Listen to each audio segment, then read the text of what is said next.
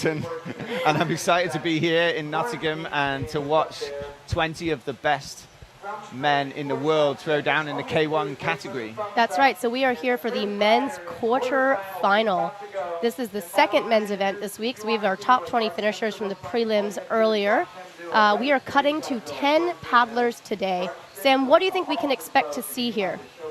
Well, we're going to see a whole lot of tricks and moves and some pretty intense competition, I would say. The prelims were already high level, and we saw from the women's just now that the women's category sort of really ramped it up in the quarterfinals. Now, something that changes from prelims to quarterfinals is that you get 3 rides and 2 count, whereas prelims was just 2 rides, 2 count. Everyone counts in the prelims.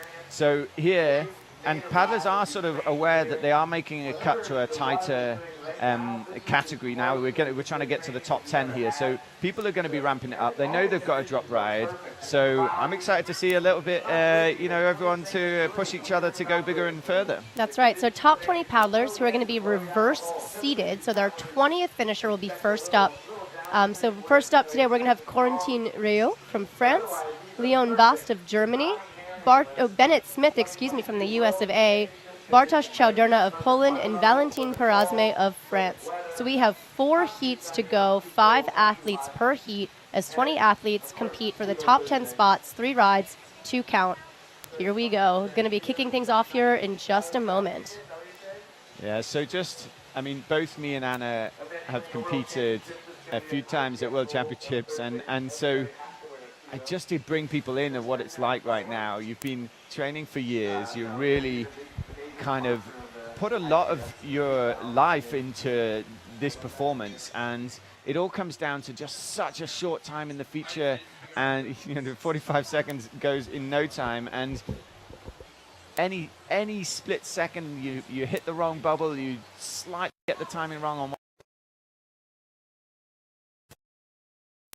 In a very competitive category like this, that is more than you can afford. So you're really dancing a fine line because you can't hold back either.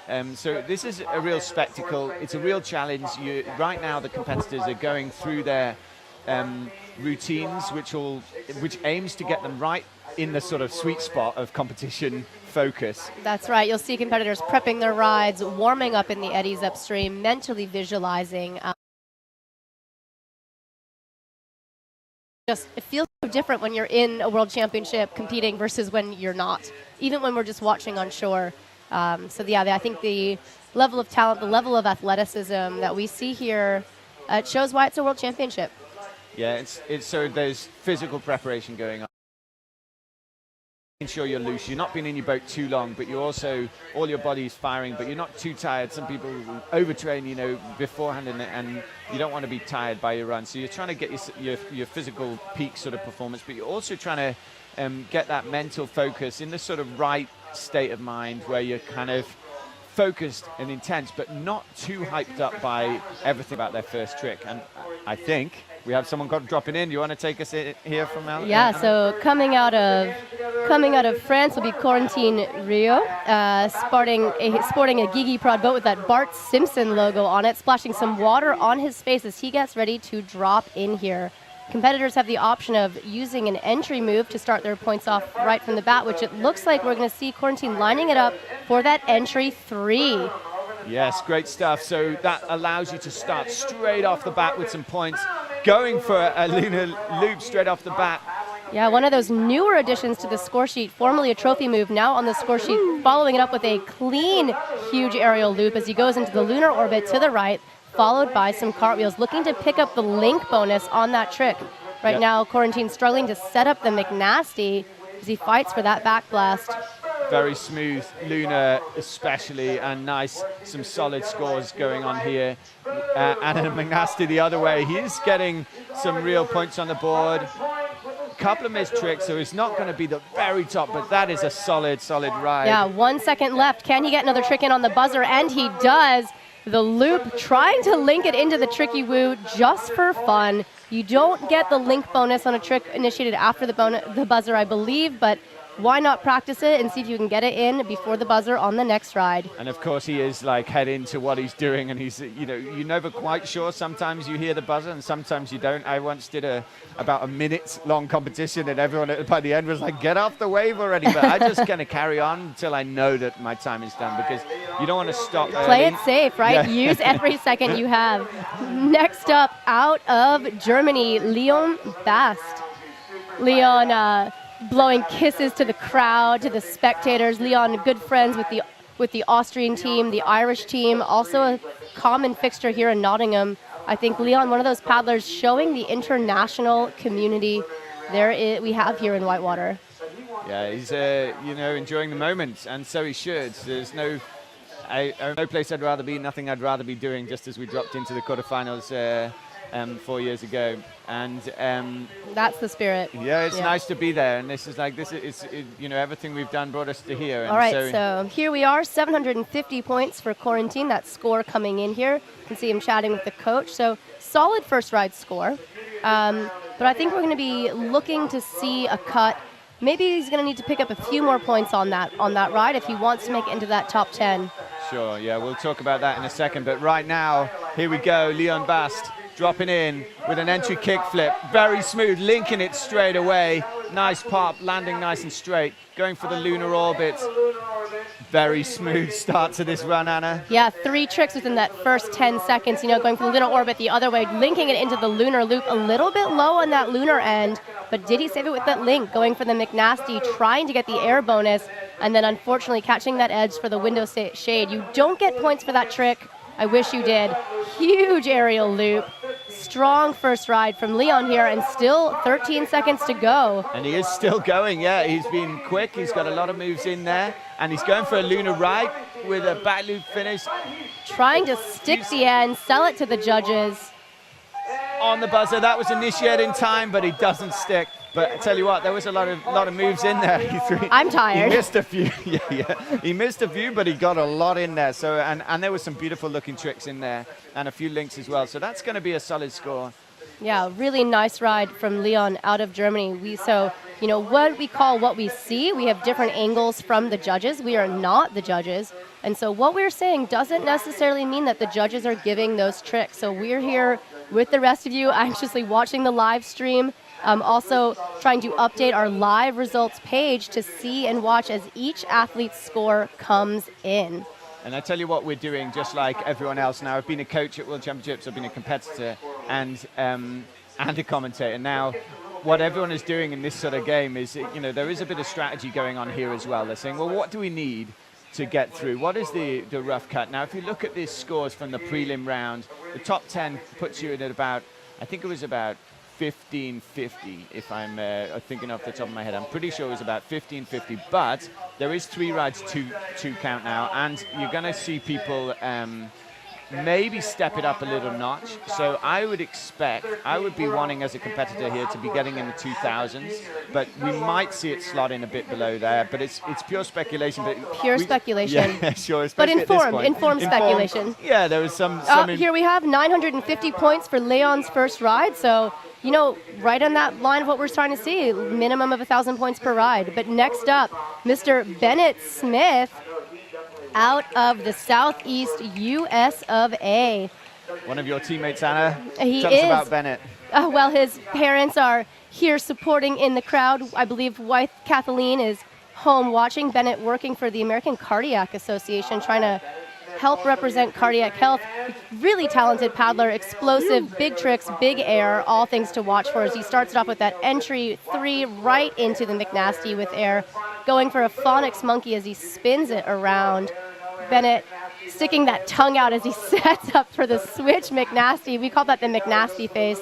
Oh, trying for the lunar orbit. Very solid start to this ride. Only the lunar orbit looking a bit ropey so far, and here he comes. You can see him trying to stay on the bow as he pivots to link for that lunar loop, right? So again, this was a former trophy move, and now is on the score sheet, which means athletes can do it both directions, left and right. Bennett still has 5 seconds to go. Going for that lunar orbit, there's the lunar loop.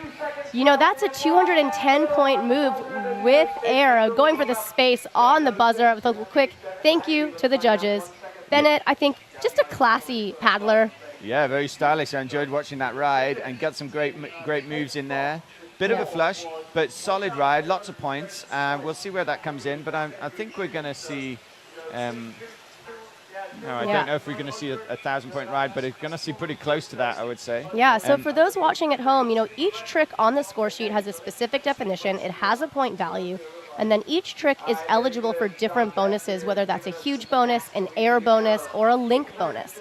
And so paddlers have a lot of ways that they can play with the score sheet to make it work to highlight their strengths. So no two rides are going to be the same, and that's what makes this so fun to watch. People say, how can you sit here and stare at kayaking all day? It's the nuance that you start to see the more you watch, and I hope that me and Anna can help you see a little bit of that nuance if you're here for the first time. I wonder some of the moves we're going to see a lot of, McNasty's, Phonics's. So Bennett's first score coming in at 853.33. So 3 judges, you see that 0.3, that means 1 judge gave something. 0.6 means 2 judges gave something. A round score means all 3 judges did or didn't give something. But in the meantime, next up, crowd favorite Bartosz. Chowderna out of Poland here, smiling for the crowd, nose plugs in his mouth. Bartosz, talented paddler, also a talented coach. Absolutely, he is, and straight into it with so satisfying when you get your entry move and it sticks beautifully like that into his lunar loop. To the right, fantastic opening sequence. This ride with a beautiful entry. Anna sticking his big move with the lunar loop. This is his bigger ride. I've seen him go for his more consistent ride, which doesn't contain that. Now, he was going to go for a tricky there, but he just adapted what he was going to do and went for the split sequence instead. Now, taking a moment here, back it up, Bartosz. He's got a good McNasty in there, sticks it in the ride. Now, he needs a few more tricks to get him up to that. There we go. That's the sort of thing we're looking with for. The air bonus on that beautiful trick from Bartosz. Going for the Phonics monkey. Still 4 seconds to go. We see a Space Godzilla, maybe a loop, and trying for the lunar the other direction. Fantastic ride from Bartosz. And he gets it on the buzzer. That is a great ride. I would put that at the top of the score so far. And Bartosz, you're claiming that, and rightly so. Rightly so. He is such a good-hearted human being. He inspires people, he coaches people, he encourages people, and he's always smiling. He competes like encourages people, and he's always smiling. He competes like an amazing competitor, but just paddling with him, what an amazing pleasure. It is. You've also heard his voice on the commentary earlier this week. You'll probably hear it again. I actually found Bartosz yesterday before my rides, and I was like, Bartosz, run me through the McNasty again. Please, I need your wisdom. Guru me. So I think you just see him out here coaching a lot of the juniors, running kids' development camps or junior development camps with Keem Fontaine, who will also be competing in this quarterfinal. Just cannot say enough good things. I think Bartosz epitomizes the spirit of the whitewater community. Yeah, total legend.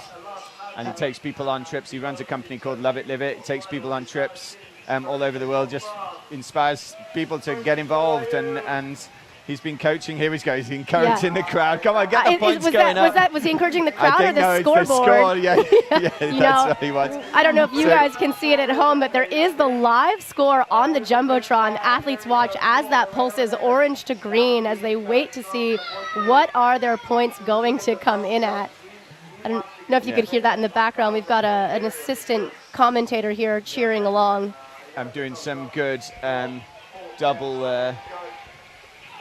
I'm doing some good juggling right now, but more importantly, right now, 1,000 points. 1,000 points. Square on the 1,000 points. That is a solid ride from Bartosz, the highest so far. And right now we have Valentin Perazme from France, starting things off with a nice Space Godzilla. Valentin choosing to start from the surfers right, river left eddy, going for that.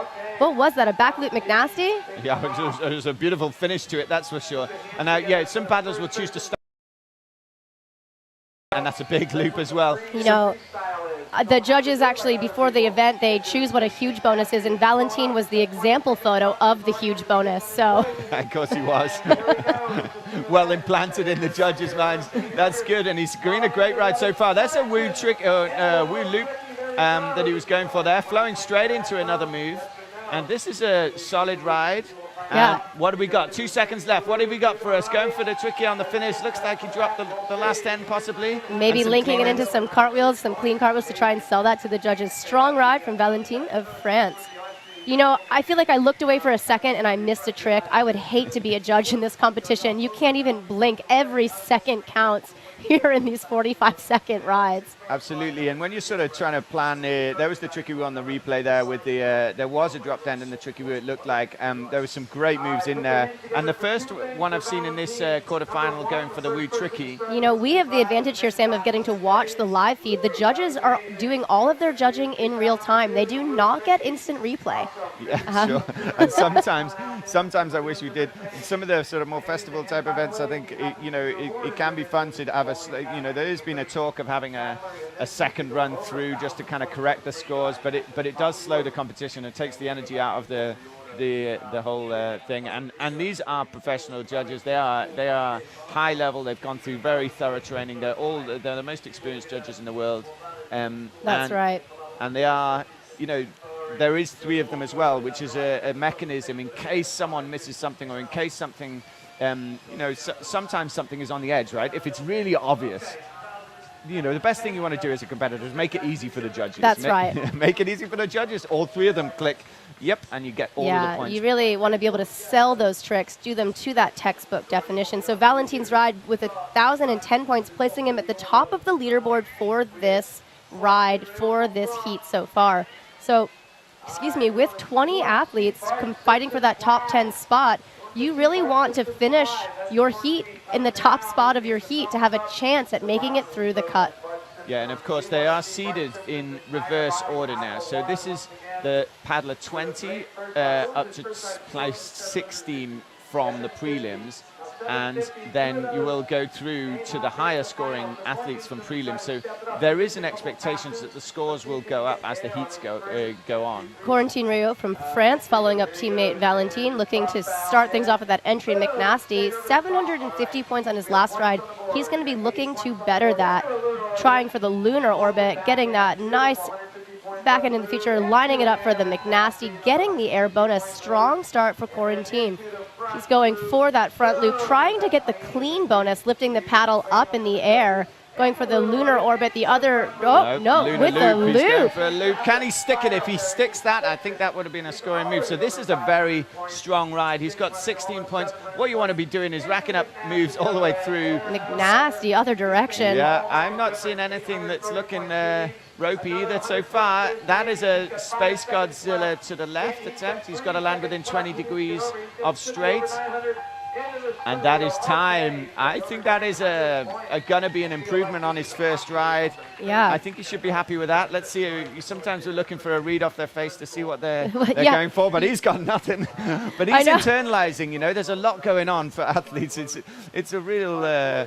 you're counting up the points in your ride. You're thinking, what did I hit? What did I didn't? Why did I hit it? And all of the sort of emotions that are flooding through you as well. It's easy for us to sit here and say, oh, that was a great ride. That wasn't a great ride. And yet for the athlete, what we might have thought was a great ride is disappointing for them. But, 3 rides, 2 count, right? So there is a drop score in this quarterfinal, and we're going to be waiting anxiously along with the rest of you here to see what is the scoreboard going to say.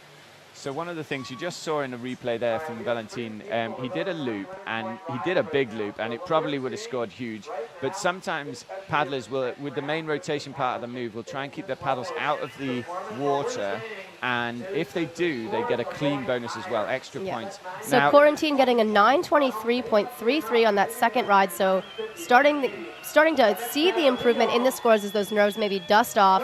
But next up, Leon out of Germany, dropping in, starting things off with the entry wing over right into the McNasty, getting that air bonus. Just a beautiful link bonus off of that entry move into the lunar orbit, trying to get some cartwheel ends to follow it up, maybe into a tricky woo, into a loop. Oh my goodness. This is an incredible sequence and an opening ride. You don't flush on this because this is a dream ride so far. He linked a lunar into a cartwheel sequence, into a tricky loop. Oh, Leon, back it up. You've still got time. An incredible amount of points, I would say, in that first part of the ride. I don't even know what to say or what just happened. 10 seconds.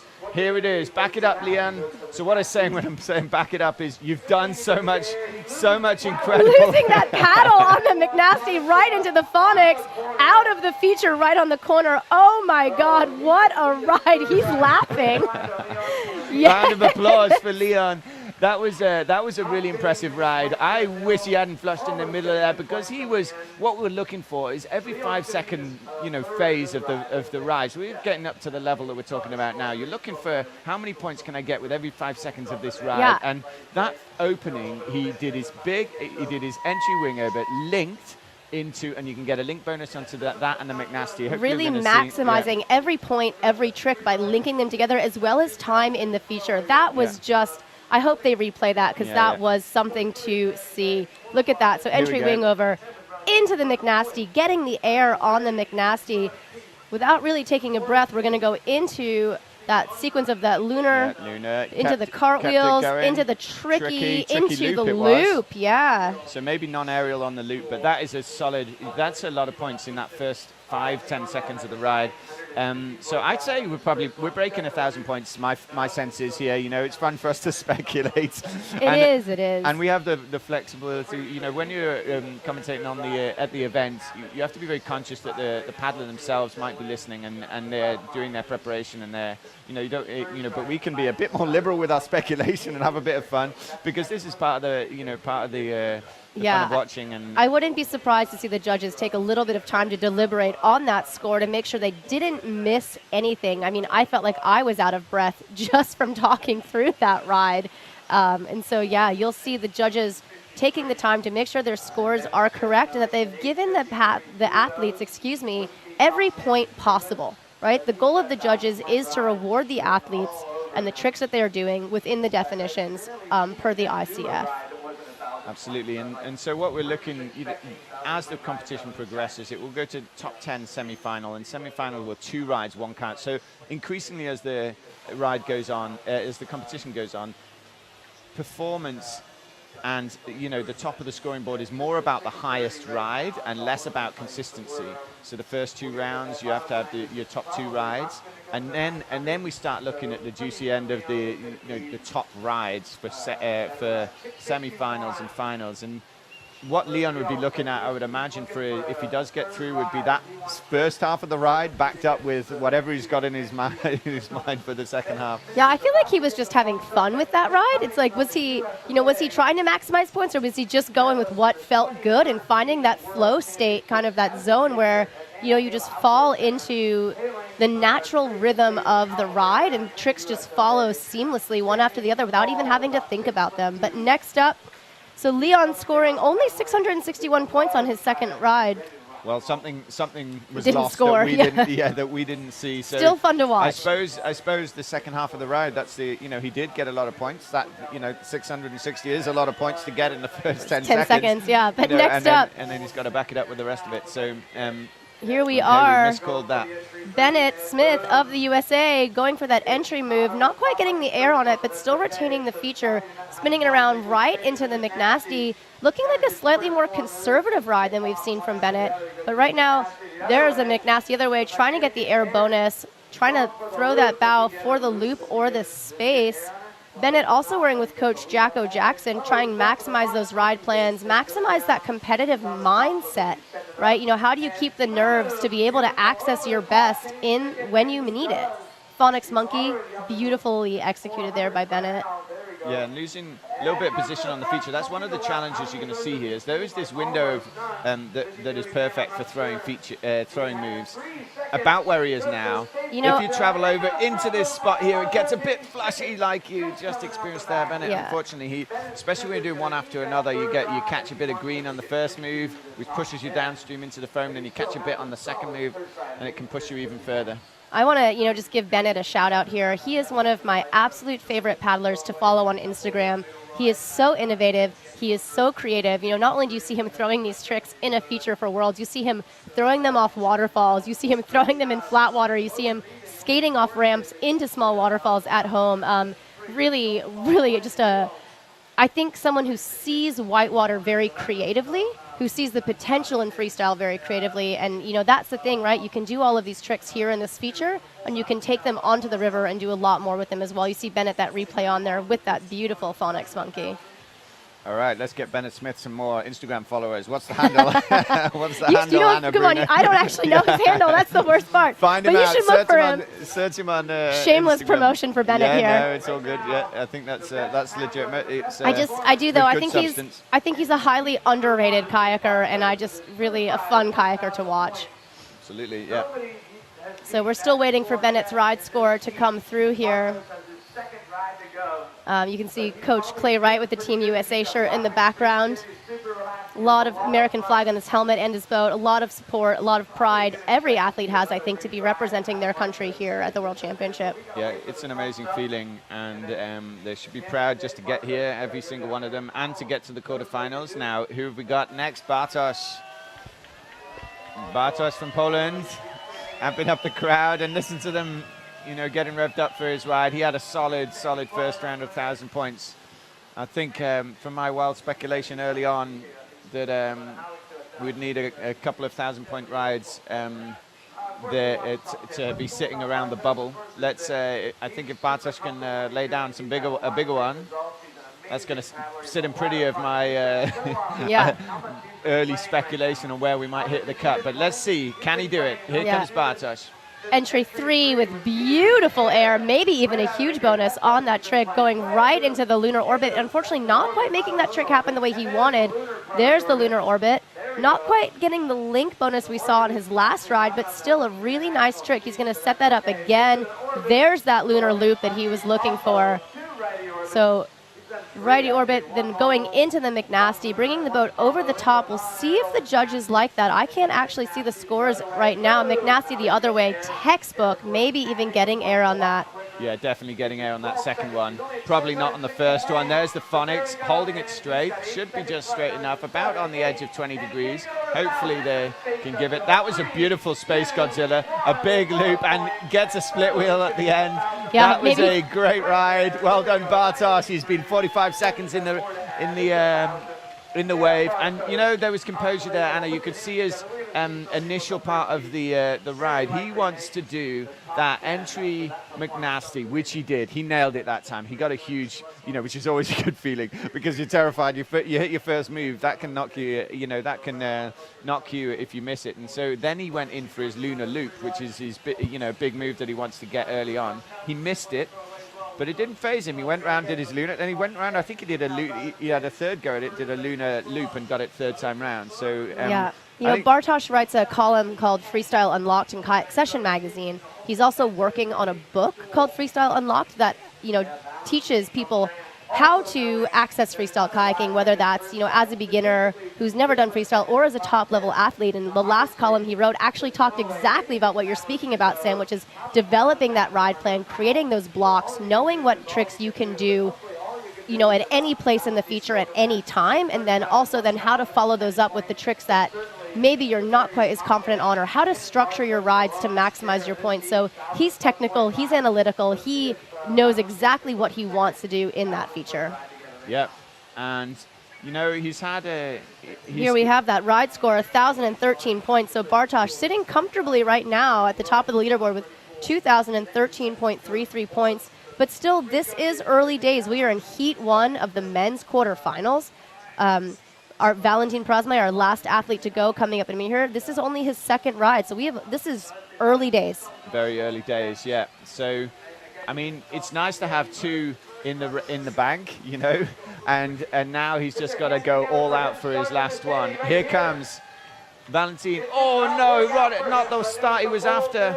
He's dropping in from that river left eddy just to kind of give him an immediate plug, set him up now. But he's back in the feature, he's got plenty of time, and he's going for a lunar and spinning it round into cartwheels. He's in that surface left part of the hole, so he's moving himself over. He's going for the McNasty. This is the pocket for McNasties and a lot of the tricks. He is in the spot there. He got that good McNasty. Now back this rest of this ride up. That is a great space combo. Loop. Space loop just falling over at the end there. Oh, And hopefully the judges will allow, judge that he's finished that and then fell over. But if you sort of fall over as you land. Did you see that? A Space Godzilla, McNasty, and maybe a Lunar within the last 6 seconds of his ride. So that was a beautiful finish to a ride after an unfortunate flush at the start from Valentin. You could see the French flag waving as it supported him on there. You see the boat control right there in that replay as you think he's about to flop on his face, but then he saves it, and there's that lunar orbit right on the buzzer. Yeah, so. It's really, one of the things that separates a very experienced competitor and great, the very top paddlers is making sure that even when the move doesn't quite go, that you still score it. And that's, what you need to be doing is hitting these moves with high consistency, because you're hoping, these paddlers are hoping to get, the best paddlers are probably looking at getting 10, 11 moves at least. Well, probably 11 moves. I think 10 or 11 moves per ride, and so if you break that down, 45 seconds, that's about 4 seconds, 3 to 4 seconds per trick to fit that all into your ride plan. Absolutely, and you probably don't need that to cut to the top 10 if you're scoring all your tricks, but that's the sort of thing that you're talking about for, podium kind of scores. So Valentin sitting on 1,000 points from his first ride, 3 rides, 2 count. What is this going to be? Where is he going to need? Is he going to need to have another 1,000-point ride? Will he have another 1,000-point ride here? I'm going to, boldly try and call it, but it's going to be less than 1,000 points in my opinion. There was a few missed tricks in there, and he did have that little flush. I always say that, I don't like maths, but kayaking is so much more maths and physics than you think. It's all angles. It's all, physics. It's all about using the water to do the work for you. And I think when you're talking about fitting those 10 tricks into one ride, it's the paddlers and the athletes that can use the feature to their best advantage, as well as just perform the maneuvers. So let's see here. So Valentin with a 743. So still Solid placing ride. him in that second place position for right now, and still has more rides to pick those scores a little bit higher. Yeah, he's got one big ride and one medium, let's say, and going into his third ride. So he could definitely pick that up on the third time. Nice entry. From Quarantine Rio of France. Yeah, and going straight into a lunar orbit. Nice angles on those lunar orbits. And then into a McNasty, moving himself over into the left side of the feature. So he's reset, taking a moment, going for the switch McNasty. That is a beautiful. Beautiful. Yeah. So much air on that. Nice and slow. You could see the boat stall out before it flew into the air. Front loop. Almost bouncing off the feature there as he goes for that lunar orbit, linking it into the lunar loop. You can hear the crowd cheering here as he keeps stepping it up, going for that Space Godzilla, maybe a loop with a huge bonus, trying for the other way. Yeah, this is a great ride, and he's got a few seconds. One more move. What's it going to be? Going for a Space Godzilla on the buzzer, trying to link it into a tricky woo. Great effort. That was some really solid tricks in there. Yeah, nice bonuses. As we said, really trying to sell those tricks to the judges. That boat was coming over straight. It was, there was a little bit of time in between all of his tricks, allowing the judges maybe even to keep pace with him. Sure. I mean, just making the first half particularly, he loved that Bart Simpson on the bottom of his boat. That's good humor. Especially the first half of that ride, he was making it really easy, all three of the judges, to say yes. There were a few tricks in as he was getting into the later part of the ride where they looked amazing, and there was somewhere I'm like, oh, is that on the edge? But definitely solid score. I'm expecting that. What is his ride first round? So he had a 750 as well as a 923 in his second. So as we wait for this third ride score to come in, is it going to be higher than a 750? That is what he's hoping for, right, to try and move him up in the standings. And it was a 966.67, so that is placing him with 1,890 points right now. So he is in a decent position to be sitting. I'm getting a sense, and sometimes you do get a sense, I'm going to speculate after this run on the cut now, but right now we have some more immediate action. The opening, again, he links that entry to McNasty. Let's say if he's getting that combo, doesn't get that Leon combo. missing that lunar. But here we go again. He's come right back at it. Luna, can he stick in the wave? Great pass. Oh, I thought he could have stuck that if he'd have just persevered. That oh my God, close. almost hitting the concrete wall there and almost flipping over. You know, there's just, you're so focused on getting back to the feature and getting back to the tricks, you're not even paying attention to the little things as he goes for the lunar the other way, losing that paddle again. Butterfingers over here, Leon with the slippery hands. Huge Space Godzilla. Oh my goodness. Not quite. Leon. He was going big. He was going all out, and credit to him.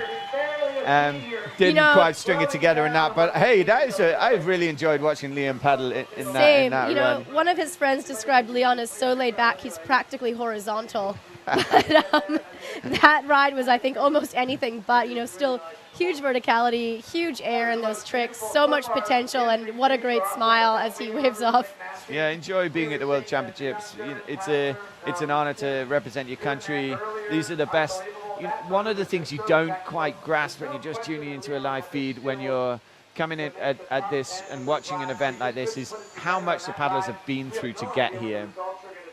Many of these paddlers will have had to go through very intense competitions to select for their national team. That's right. So the World Cups that are happening this October, any athlete can compete, but for the World Championships, you need to be selected by your national team to be here. So only 5 men per country, 5 women per country, 3 junior men per country, and 3 junior women per country. So there are limits and rules to who is allowed to be here competing today. Yeah, there are 70 million people in the UK, and the top 5 get to compete at the freestyle. There's not 70 million kayakers, though, are there? True that, unfortunately. So I am winning at my parenting right now. My son, who we're sitting with, is just falling asleep on the table. Yeah, clearly he didn't find Leon's ride as exciting as we do. But next up, Bennett Smith, out of the USA, coming in with a big smile on his face. Mom and dad here cheering him on in the crowds. So he lines it up for that entry McNasty, bringing it over the top, setting it up right into the McNasty to the right. Not a lot of air on that trick, but still going for the Phonics Monkey to the right. Great Setting stuff. it up for the switch McNasty. Beautiful air on that trick. That switch McNasty was beautiful, textbook stuff. And then can he get that space to the left is a tricky trick in this feature. Yeah. It sort of moves, a tricky trick in this feature. It moves you along and doesn't help you around, but he did it great. And then he linked it actually into the loop. So that's a great combo there. Just looking for the last trick in this ride. What's it going to be? A trying lunar for the loop? lunar loop. That's going to be him, I think. Still strong ride from Bennett Smith. We'll see if that is enough. Bennett sitting on an 8:53 from his first ride and a 5:56 for his second ride. So Bennett really hoping to improve on that second ride score. He wants to have that higher than 5:56 at the very least. Yes, he does. And yeah, I mean, where you want to be sitting as an athlete, 2 rides in with 1 more is 1 really high ride and 1 sort of medium or low ride, because that sort of really maximizes your chance of going up. So it puts the pressure on, you know. It's like you've really got to be playing the game, aware of what you've got, and be able to, I think, do it when it counts, right? Do it when it matters. And it's the consistency as well as the ability to do these tricks that really sets our top paddlers apart. Sure. I suppose I should clarify my point. The place you really want to be is 2 amazing, incredible dream rides. That's where you really want to be. But what I mean is, 3 incredible dream rides. if you have 2,000 points, it's going to be a lot easier to improve if you have 1 big one, 1 small one. Bennett's third score coming in at a 770, so that does better his overall score and places him currently in that 4th place position. So I think it's unlikely that we'll see Bennett in the semifinal, but you know, you never say never. Yeah, you have to be hoping. If you're in the first of 4 positions, you really got to be in that top 2, because we've got the top 15 paddlers in the prelims coming up still. Here is Bartosz. He is sitting in first place right now. He is going to go big now. He has 2 safe, solid rides in the bank. He has more to give. There is an entry McNasty. Dream start to him. What's he got? Can he back it up with a lunar? He gets his lunar. Now, will he go again for the lunar loop? We've seen it a couple of times where he's reset. This is looking better for a lunar loop, but he misses it. So now he's got 2 lunars, unfortunately. But almost followed by an orbit there, which is not quite a lunar. There he's he trying wants again for that lunar loop. Now he's done 3 lunars. That's not helping his points. You can only score 1 ride. You can only score each move 1 way per ride. So now he's going to go for some links here. He's trying for that split to McNasty, followed by the McNasty the other direction, trying to get the air bonus. He was like, all right, it's not working, changing it up. Phonics Monkey to the left. 1 more second. What is he going to do? Big Space Godzilla, maybe a loop. You know, the composure, you try a trick 3 or 4 times, and you still have time to put together a pretty solid ride in the last 25 seconds. Yeah, sure. I mean, that's a bit frustrating for Bartosz. He's looking for, it's such a tricky thing to do, to bring that lunar around, pull the nose of the boat underneath you, and you kind of almost want to, get a bit of, you do want to get a bit of pop off the nose, and so you want to have a certain style of lunar coming out of it, and the water's messing with the boat. There's all sorts of things going on, and you want to sort of bring it around just in the right way to haul that nose, and you sort of bring your body up to pull the nose down and get the pop out of it. And if it doesn't feel right, it just doesn't feel right. And honestly, it's staggering to me that the competitors are now doing it so consistently that they can think about putting it in a run, because so consistently, in fact, that it's moved from being that trophy move to on the score sheet, right? Sure, so, that shows, I think, the evolution of that trick into becoming something that is more commonplace. So Bartosz giving that thumbs up. He's going to be sticking with his first 2 ride scores. This is going to be a nervous hour or 2 for Bartosz. I'm thinking, at first, I had him safe. Valentin starting things off with a massive Space Godzilla, maybe almost too big as he flushes off the feature. Took a lot of green there. What I mean by that is he plugged his nose deep into the dark water, and that's great for getting pop, but it also is risky because that water is going very fast downstream. But here he is back in the feature. It didn't cost him that long. He's got a lunar orbit on there. He's spinning around there. Yeah, sometimes you get points just from setting up there. He wasn't going for a spin. He was going for that McNasty, which now he has got.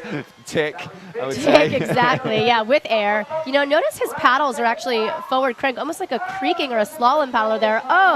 Going for the combo, and he's going to wave off the last 3 seconds of his ride.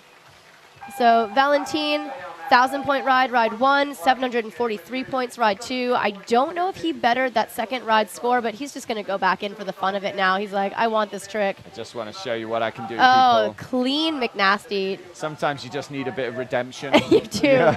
My goodness.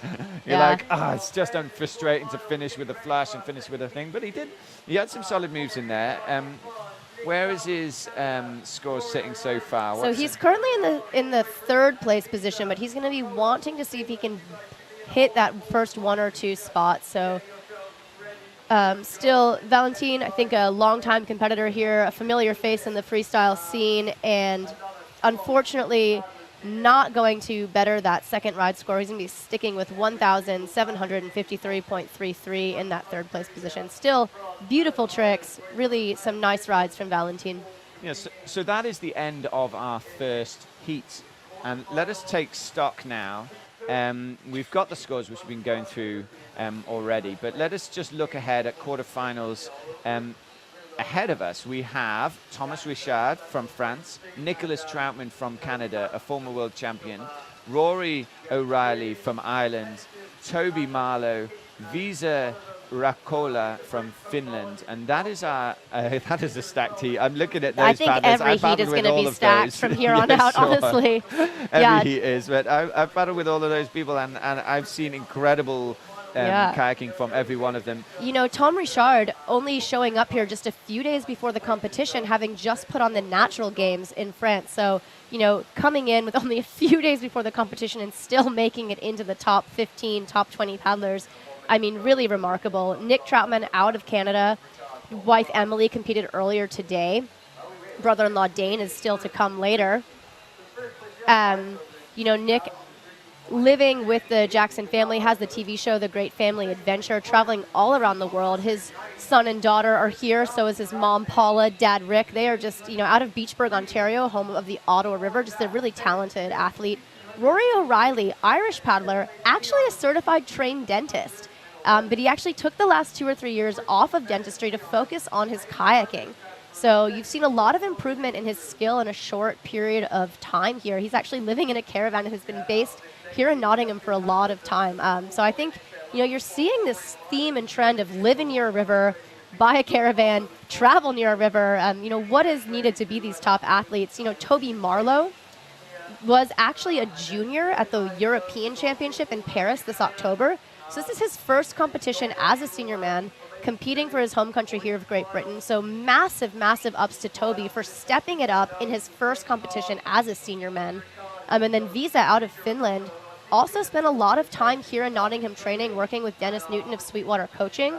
I've seen him working a lot on those lunar loops as well this week. A talented paddler that you've also seen a lot of improvement from the last World Championship. So you're seeing familiar names, you're seeing familiar skills, and yet every single day, every single ride, they have the ability to surprise us. First up, Tom Richard of France. Here we go. Heat 2 is underway, and a beautiful wing over to start, flowing very smoothly into a big aerial McNasty, going for the switch McNasty. That is the opening to this ride that Thomas Richard will have wanted. Such a good style. I modeled big a lot space of the loop right there. Great.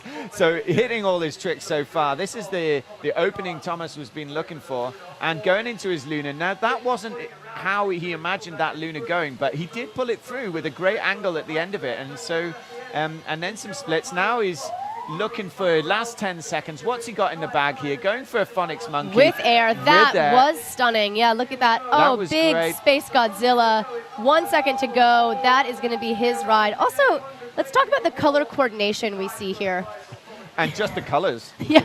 Just a lot. Just a lot. A lot. Yeah. And there's no missing him, is there? No, look good, feel good, paddle good, Sam, right? And make sure everyone can see you. But no, for all of you out there watching at home, if you are inspired to try paddling, safety first, paddle with friends, make sure that you are visible. And I think you can see the colors here are for safety, but also for fun. Yeah, for fun. And that was fun. So I was watching through that ride and in my head with my judging cap on, I was thinking, yes, yes, yes. And then there was and there was a couple, the Space Godzilla and the Phonics might have dipped its angle. So a Phonics Monkey needs to keep 45 degrees throughout the pirouettes, and the Space Godzilla needs to land within 20 degrees of straight. So most of these moves that you're seeing the men do. As we wait for finish. Have we got a score there? Oh, not quite yet. We're waiting for that score to come in. Most of the men that the moves that we see are expected to land within 20 degrees of upstream. So if you imagine where the water is flowing from, if you look at the darker water coming into the wave, you'll see that as your 0, if you like, and 20 degree either side of that. So if you're watching from home, you're trying to work out what's good and what's not. That is one of the key things as they finish most of these moves. All right, Tom Richard with 840 points, so a decent first ride score.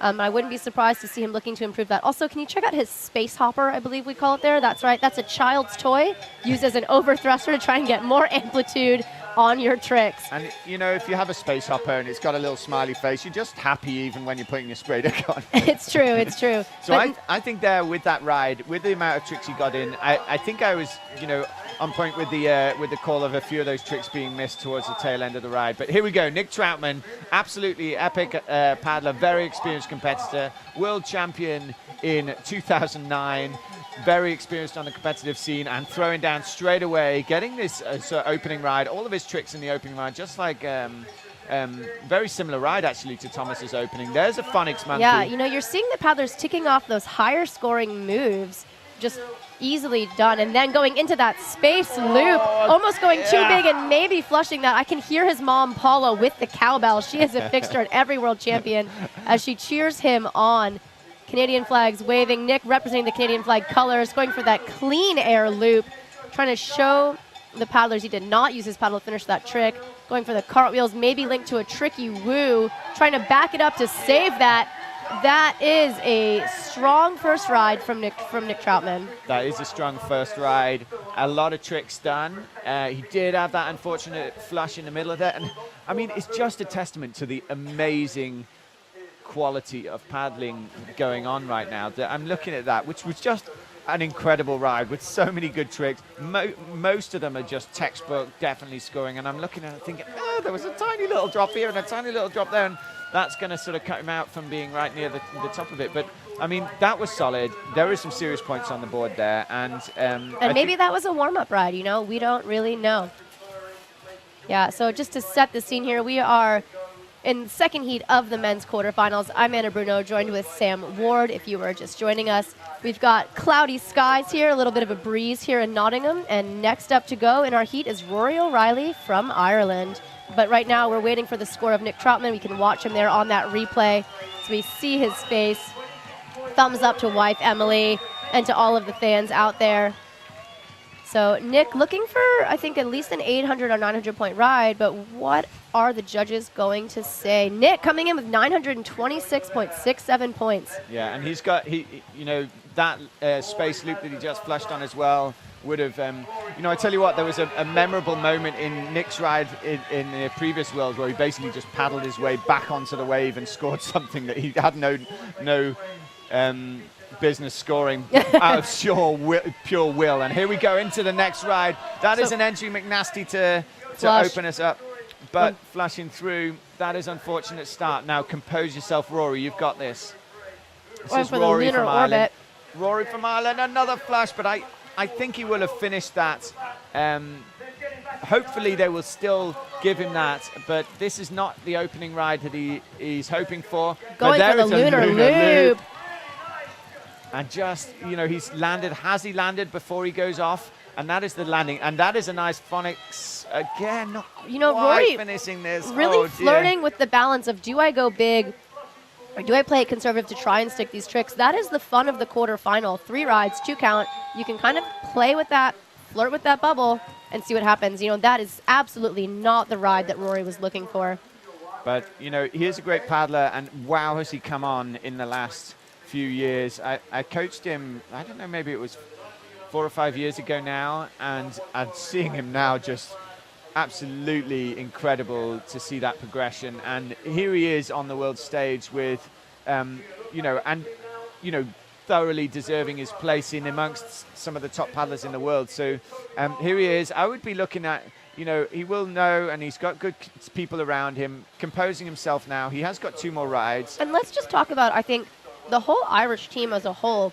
You know, I think even 5 years ago, Ireland was not a country you thought about when it came to being super strong in freestyle. And now you've got multiple Irish paddlers in the final, and just a really strong upcoming community, excuse me. Yeah, absolutely. I would agree, you know, I would definitely agree that they are here and one of the leading teams. And look at this, opening up to the next ride. That was a beautiful sequence by Toby Marlowe, 18, 19 years old, out of Great Britain, just linking it up end to end, lunar orbit into cartwheels, looking for the McNasty, going for the air bonus, going to right for the other direction, getting the air, bringing the boat over straight.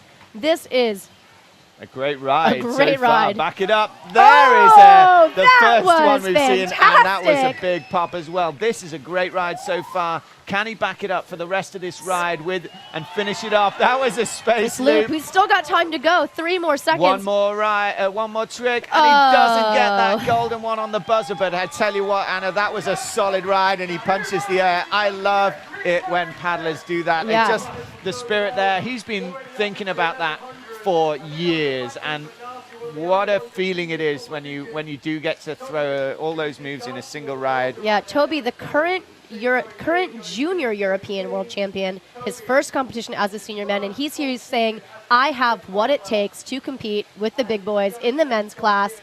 Do not underestimate me. And that ride, I think right there showed it. I mean, the links, the combo moves, the trophy moves, the amplitude, I mean, just flowing smoothly trick to trick. What a great ride. Agreed. I'm thinking over 1,000 points for that ride. And we do have a score of 196 for Rory. He has got more in the bag. He will show us more, I am confident. I agree. But again, here's that replay from young Toby Marlowe, starting that off with that lunar right into the loop, getting the air bonus on that trick. You know, I wouldn't be surprised if the judges huge bonus a few of these as he went for that lunar orbit into the, is that a tricky woo? Into, I'm lost. I'm not a judge. Oh my goodness. That was just fantastic. Can't even keep pace with what this young Jedi is doing. Yeah, that was, I mean, I think he's lunar, but he's using the last end of his lunar as the first end of a tricky, but that's a lunar tricky link combo, yeah. That's a really complicated trick to be doing, and not many people are going for that. And there's the space loop, both of them getting decent air. Yeah, I believe we might have a bit of a delay on the live stream here, so bear with us if that is happening. Right, yeah. But yeah, so we are seeing, I guess the judges are just deliberating right now, and I don't blame them, just making sure that they've got it all tallied up. And as we wait for our next paddler, who is Visa from Finland, and I competed with him years ago, and here he is on the circuit, and he's ready now to take on the world in this quarterfinals. Let's take a moment to breathe. Yeah. I can see the Finnish flags in the crowd over there, waving high. So Visa Rakola out of Finland, also a talented wave boater. I know he's looking forward to future world championships in Columbus, Georgia, a wave worlds, which will highlight a different set of skills. You know, a lot of these paddlers do not just do freestyle. They are well-rounded kayakers, well-rounded athletes that you'll see on features all over the world. But Visa coming in, eyeing it down, lining it up for that entry 3. Absolutely, yeah. Going for the lunar orbit, linking it into some cartwheel ends. Looked like he was maybe trying for the lunar loop, but not quite getting it. Still saving it. Nice McNasty with air. Going for that lunar, trying to get the loop going. You know, a loop does not need air to score. McNasty the other direction. Now, I wish we were seeing the tallies as they're going up, because I think some of those McNasty... Oh, no, getting a bit too much green on that shoulder with the Phonics Monkey. So some of those McNasties, Anna, were looking fantastic with their finish, but actually hovering on the edge of not getting far enough up to the upstream with the tail at the beginning of it. Now that's right. You need to get the boat to do that 180-degree turn. Oh, going for that space loop, and such a tricky move here because you're traveling. You know, I believe that there might have been a technical challenge there. It looked like his clock actually stopped running before his ride. I'm not positive, but I could see him asking the judges, "Is my ride over? What's happening?" So I'm going to be curious to see what happens here with that. So I think that last trick might have just been for fun, but I'm honestly not positive. You know, you can see him just pulling the boat over his head there to get that link out of the lunar loop. That's a really impressive amount of the lunar that he's finished before he pulls it back into a loop. Most people are pulling it down into the as it comes down that end and popping it back. But so 736 points for Visa's first ride there. So, you know, decent. But I think he'll be looking to improve on that. But next up, we are back to the top of our heat order here with Tom Richard out of France. Yeah, and good on Tom. I'm going to give him a shout out for the Natural Games, the work that he does there. He works tirelessly. It's such a thankless task. Event organizing is such an enormous amount of work, and he organizes a big event in France, or the kayaking aspect of it, and I've been to that event, and it's such a fantastic spirit, and there's all sorts of other extreme sports going on at the same time. So shout out to Tom for that. And while I'm at it, shout out to all of the volunteers, the event organizers, the judges, all of the people that have contributed here towards making this event what it is. That's right. So, and also to our principal partner, her Direct Business Solutions, that it's making this live stream possible. Over 200 volunteers out at this event helping support this, making it happen on so many different levels. I can see head judge Paul Shepard running over to Visa to talk with him, so we might have a slight delay here before our next competitor. So bear with us. We'll try and keep you updated as we go. Yeah, so just to give a bit of a some of the supportive tech is actually part of a fair part of the competition, because, for example, on 35 seconds the competitor will get a single beep, and then on 45 seconds they will get the double or triple beep to tell them that is the end of the ride. Now that 35-second beep can be part of your run plan, as can be the big screen that everyone else is getting that everyone is getting that's just upstream of the feature. You can just glance up and you can see, oh, I've got 20 seconds left. Now, if there is a technical issue with the timing screens, or if the beep doesn't go, or if the beep goes at the wrong time, that can really throw things off, and it sort of makes it an uneven, not a level playing field, and so they do everything they can. Yeah, we actually saw them rerun one of the junior rides earlier today because there was a technical issue with this clock. So I am curious to see what happens here. That flashing orange on your screen means that score is not yet final. Yeah, sure. So they will do everything they can to make this as fair as possible. And so what they did earlier in the junior category, when we had a minor tech issue with the timing screen, is that they gave him a second ride. You get the option to have a second ride if you don't, if you wanted it. And so he took it earlier, and we ran it at the end of the juniors.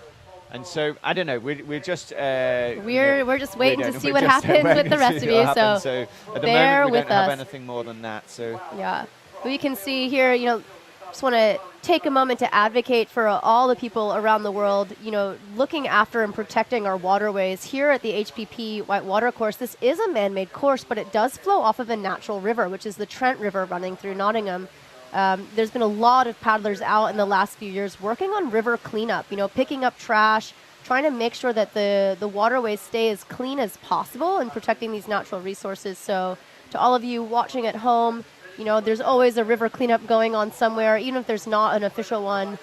Find a way to keep protecting these natural environments and keep these resources there for all of us to use and enjoy. Yeah, and actually, while you're on it, that's a really important thing to bring in. And while we're on this slight pause, have we got a thumbs up?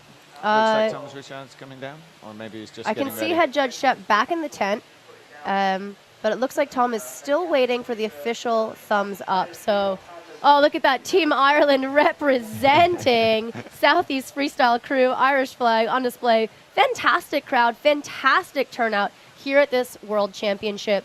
The event was delayed by a year, so Visa sticking with that ride score, 736. And so he still has 2 rides to go. But it looks like we are going to be back to the top of our heat with Tom Richard here in just a moment. There's the famous thumb from Head Judge Paul Shepard. Yeah, that thumb has been looked at by every paddler in the world, in the World Championships. Right, here comes Tom Richard opening up his second ride.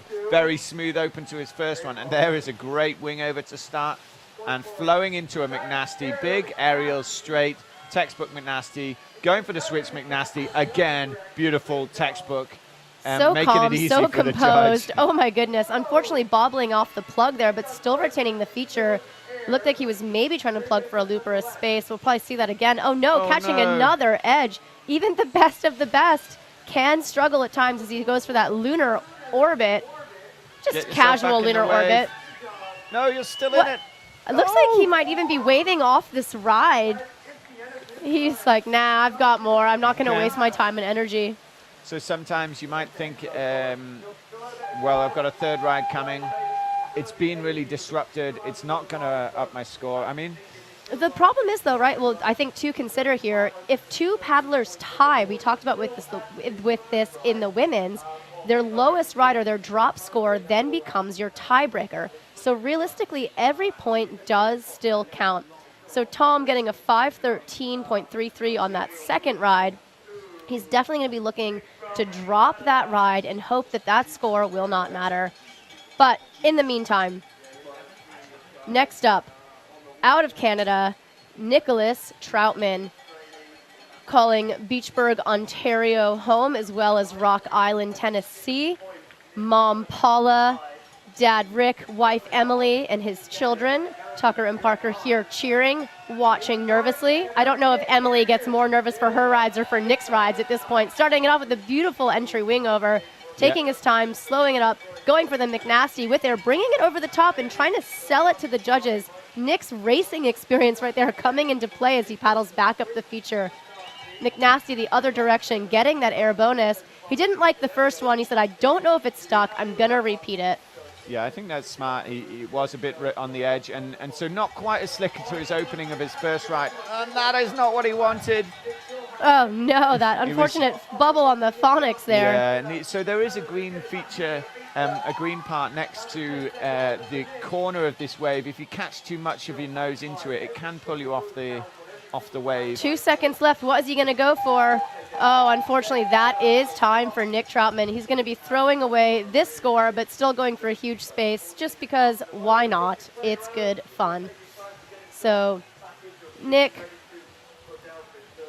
still multi-talented athlete, former world champion, extreme racer, river runner, just all around lover of kayaking and great ambassador for the sport. He's just given a bit of showboating here. Do you think he's just getting his eye in for a few tricks before his third ride, I think, perhaps? Yeah, practice ride, taking the time, brushing off the dust. Where you can just see the nose of his kayak there, dipping too much into the diagonal that is right. on the surface right side of the feature, and that is a really deep green, powerful bit of water flashing downstream. So if you catch too much of your water, it's a dangerous part to be. You can get good pop if you do a perfect move. If you just catch a tiny bit too much water in there, and so you'll see most people will be avoiding that for the majority of their So trips. next up, Rory O'Reilly out of Ireland. Rory been living in a caravan, spending a lot of time here in Nottingham, working with coaches, working with a personal trainer, as well as a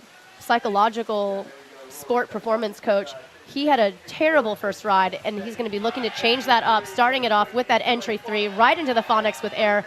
This is what he wants, finding that groove, going into the lunar orbit, maybe getting air on that, spinning it around, not quite getting the McNasty. There's that McNasty. This is a ride where Rory's like, I got to show the crowd what I am capable of. McNasty the other direction with air, going for the lunar loop. That is more like it. Talk about redemption, I would say. What can he do for the last part of this ride, Anna? Going for that Space Godzilla. I wouldn't be surprised to see him try and bust out some link bonuses. Going for a big space, maybe a loop, unfortunately flushing. Still with 4 seconds to go. 3, 2, 1. Can he get that in on the buzzer? I hope that loop with air will count. Rory shaking it off. Now he can take a breath. Whew. Yeah, 910 points currently flashing. We'll see if that changes up here. I'm so happy to see Rory throwing down and showing us some of the things that he can do. That's a beautiful lunar loop. Yeah, you're seeing the control of the boat, the edge control, the awareness as they pivot on the bow to move seamlessly from one trick from the next, right? So you can either link a trick or you can do a combo move, right? And so in the combo move, you're not completely finishing the trick. You're using it to set up the next one. So Rory, 850 points. Not quite what he was hoping for, but decent. So we know that he wants to break into that top 10. He's got one more ride to show us that he can. But in the meantime, young Toby Marlowe getting the thumbs up from head judge Shep. Toby lining it up. He'll be coming in here looking for that entry 3. Yeah, here we go. He did a great first ride. Excuse me, wing over into the McNasty with air. Oh my gosh, I would call that huge. Yeah, I would call that huge as well. And straight into that second move as well. That lunar loop combo, getting the air, maybe the huge, into the lunar to tricky woo. Yeah, he didn't get the loop on the end of that, but he did stick in the feature, and that did look pretty good. So this is a great ride. He lost a few seconds there, but still, this is a very solid ride. Now he's going to back it up. Probably he's going to look for a McNasty the other way, getting some of the other tricks now. Back loop. I think he was going to go for a back loop McNasty or a back loop to front loop combo. Let's see what he's got for his last 7 seconds. Maybe a Space Jam or a Space Loop combo. 2 seconds to go. Does he have time to get that next lunar in? Unfortunately, just missing the setup. I think that was to back up his first. I think we're going to see a new... Possibly we're going to trouble the top of the leaderboard, I would say. That's right. So Toby's going to be looking to bump Bartosz off of the top of the leaderboard. Each heat is reverse seated, so we still have 2 more heats to go that were our top 10 finishers after yesterday's prelims. Let's see, scoreboard flashing, 1393. Toby, I think, picking up those huge bonuses. Look at that replay of that entry move into the McNasty. Absolutely textbook. Toby's sitting and watching. I think just, another paddler indicative of the next generation of talent coming out of this World Championship. So many people sitting here for the last 2 or 3 years, training, eyes on the prize, waiting for this World Championship to happen, having that extra year of skill development has really, I think, raised the level of the junior class. You know, they've been out here, they've been working with some of the senior paddlers, working with coaches, and it shows. Yeah, one of the things that people say is that, you know, you're surrounded by other people doing lunar loops, then you think about it, you look at it. And so a great analogy for the way that freestyle develops is, you imagine the first person working out how to do a lunar loop is sort of hacking their way through a jungle, and sometimes there's a false route that they're trying to get through, and they've got vines everywhere. It's a real challenge, and it takes a long time, but it's a lot easier for the second and third person to follow on behind. It's true, it's true. I'm not taking any credit away, the incredible amount of skill that is needed. Yeah, so Toby with a 1280 for his second ride, which put him solidly at the top of the leaderboard from that. Yeah. Ride. So Visa coming in for a second ride, going to start things off with the entry McNasty, maybe getting air on that, going into the lunar, not getting the cartwheel ends off of that, but still using it to set up for his McNasty with air. Visa slowing down a little bit as he goes for that lunar loop. I'm not quite sure how he's even managing to throw that. Yeah, it's an interesting style that he has for that. Yeah, you can see him using the wall there to help him get back up the eddy as fast as possible. Still 20 seconds left to go. Going for the lunar loop again. He did not like that first one. There's the trick that he wanted, getting the air bonus. Yeah, I tell you what, he got some pop on that second one. Landed about on 20 degrees, so that sort of leaves it up to the judges to make a call. But there's another solid trick in there. So I think this is an improvement on his first ride, and he's getting that loop and a Space Godzilla on the buzzer. On the buzzer. So that is a definite, you know, solid effort at a ride. He did have a flush. And you see paddlers, even in their carbon boats, taking the hit on that wall because it's much quicker if you tuck into the eddy just before that blocking sort of like concrete bollard that sticks out. That's right. So Visa waiting for his ride score here, 736 point on his first ride, hoping to improve on that at the very least.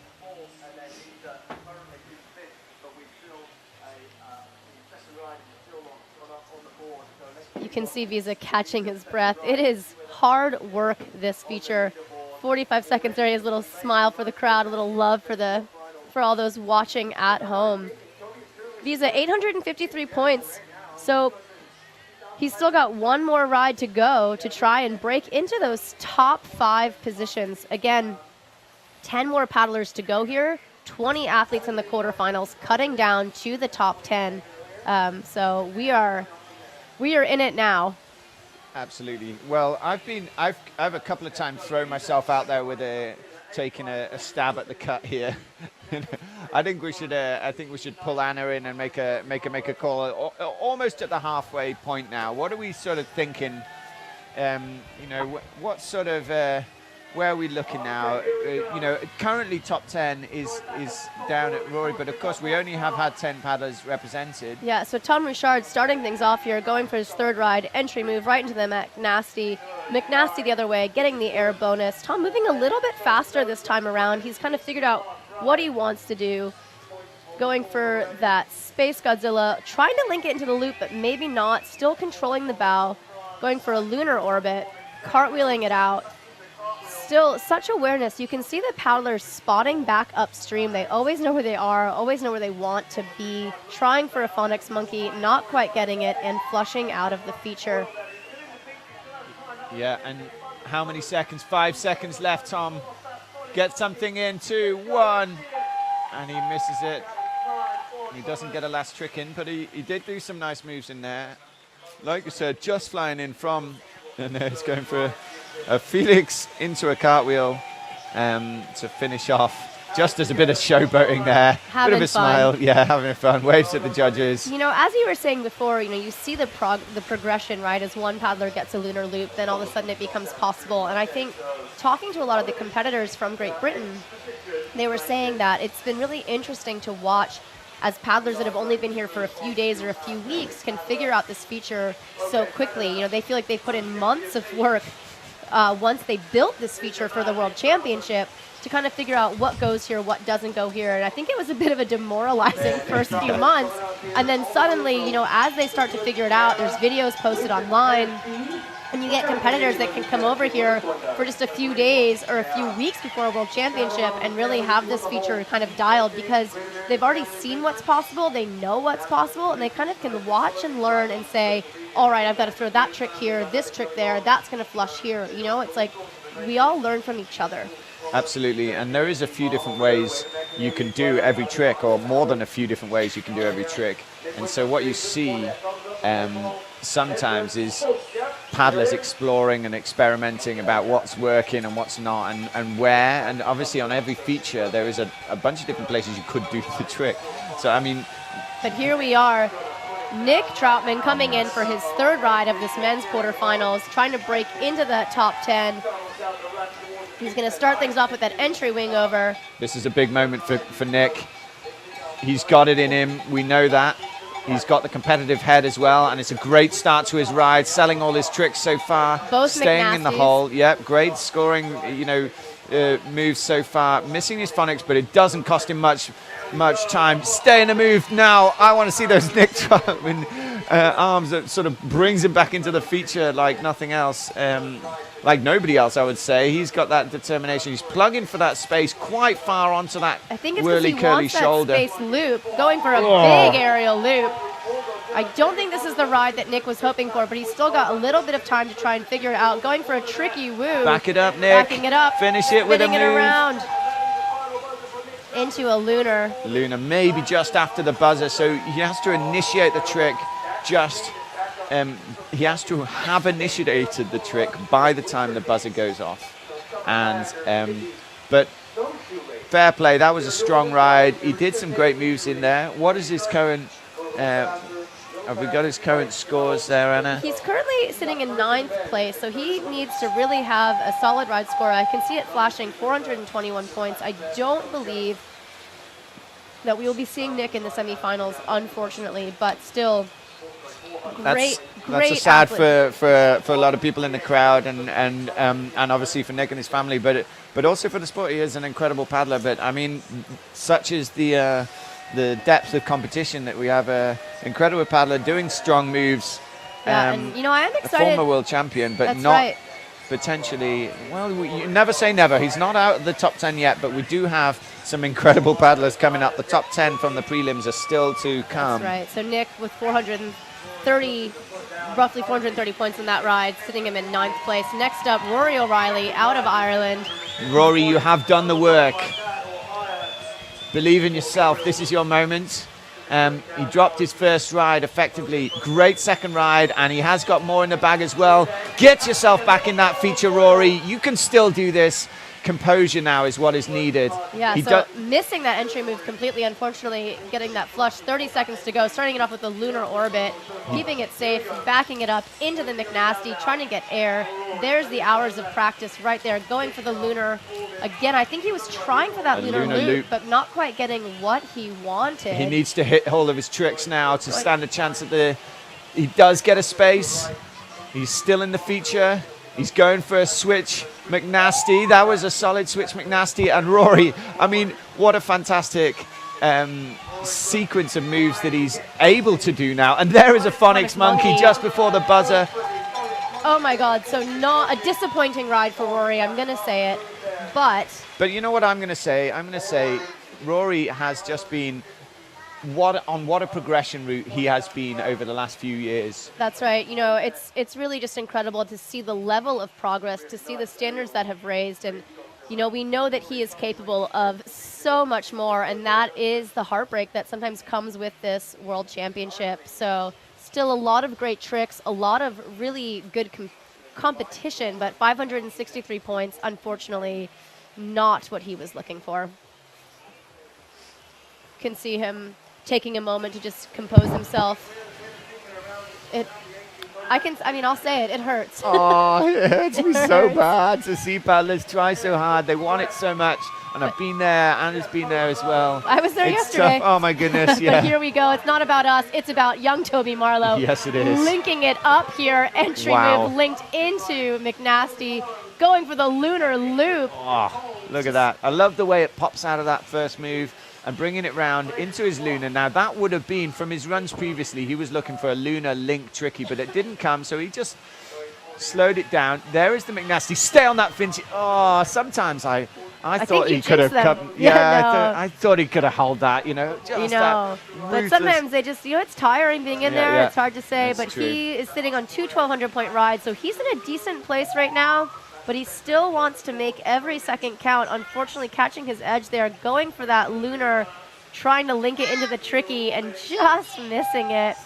Still, what a performance from Solid Toby performance. Marlowe of Great Britain. First World Championships as a senior, and credit to him. Current junior European champion, absolutely showing that he deserves to be here. Surprising no one. Well, maybe some.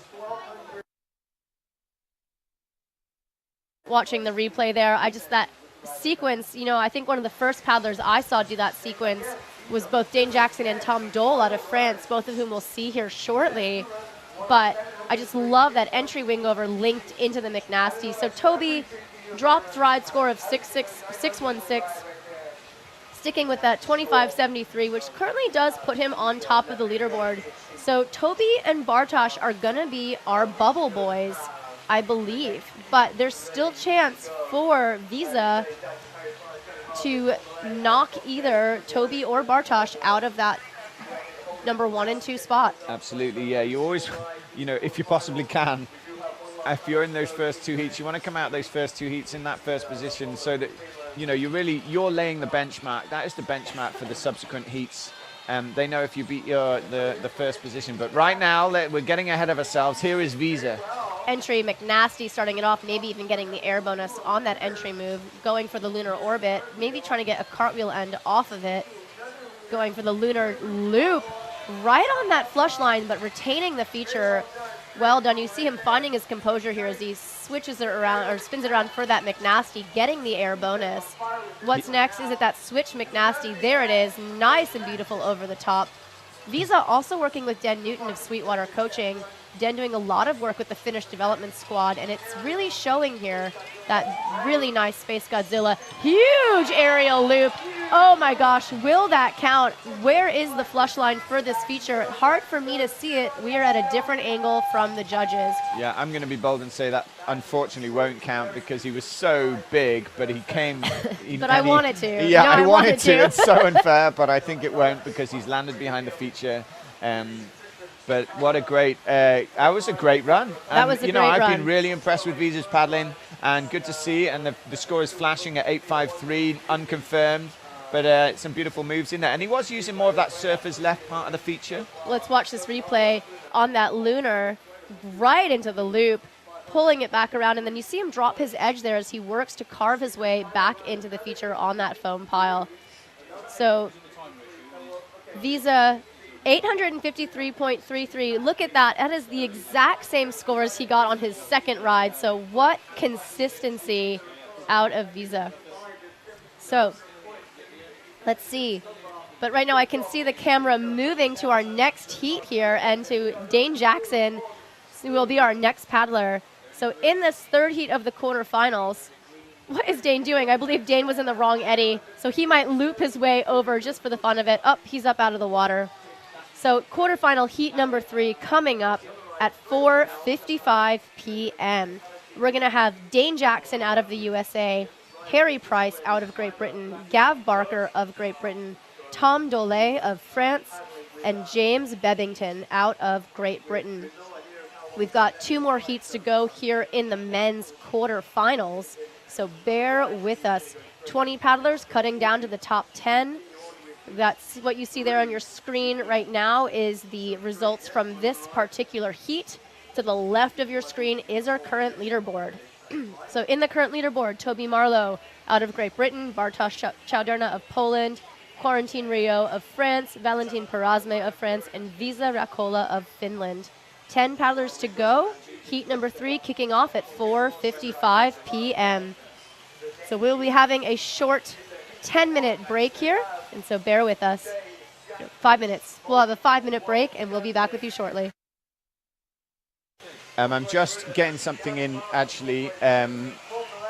Visa has, after the time problem that Visa had in one of his rides, they have been consulting with the judges just now, and he has the option now of a final ride to take again because he was disrupted on one of his runs. So I think we are going to see a slight delay to the third heat, and we are going to see Visa have one more ride.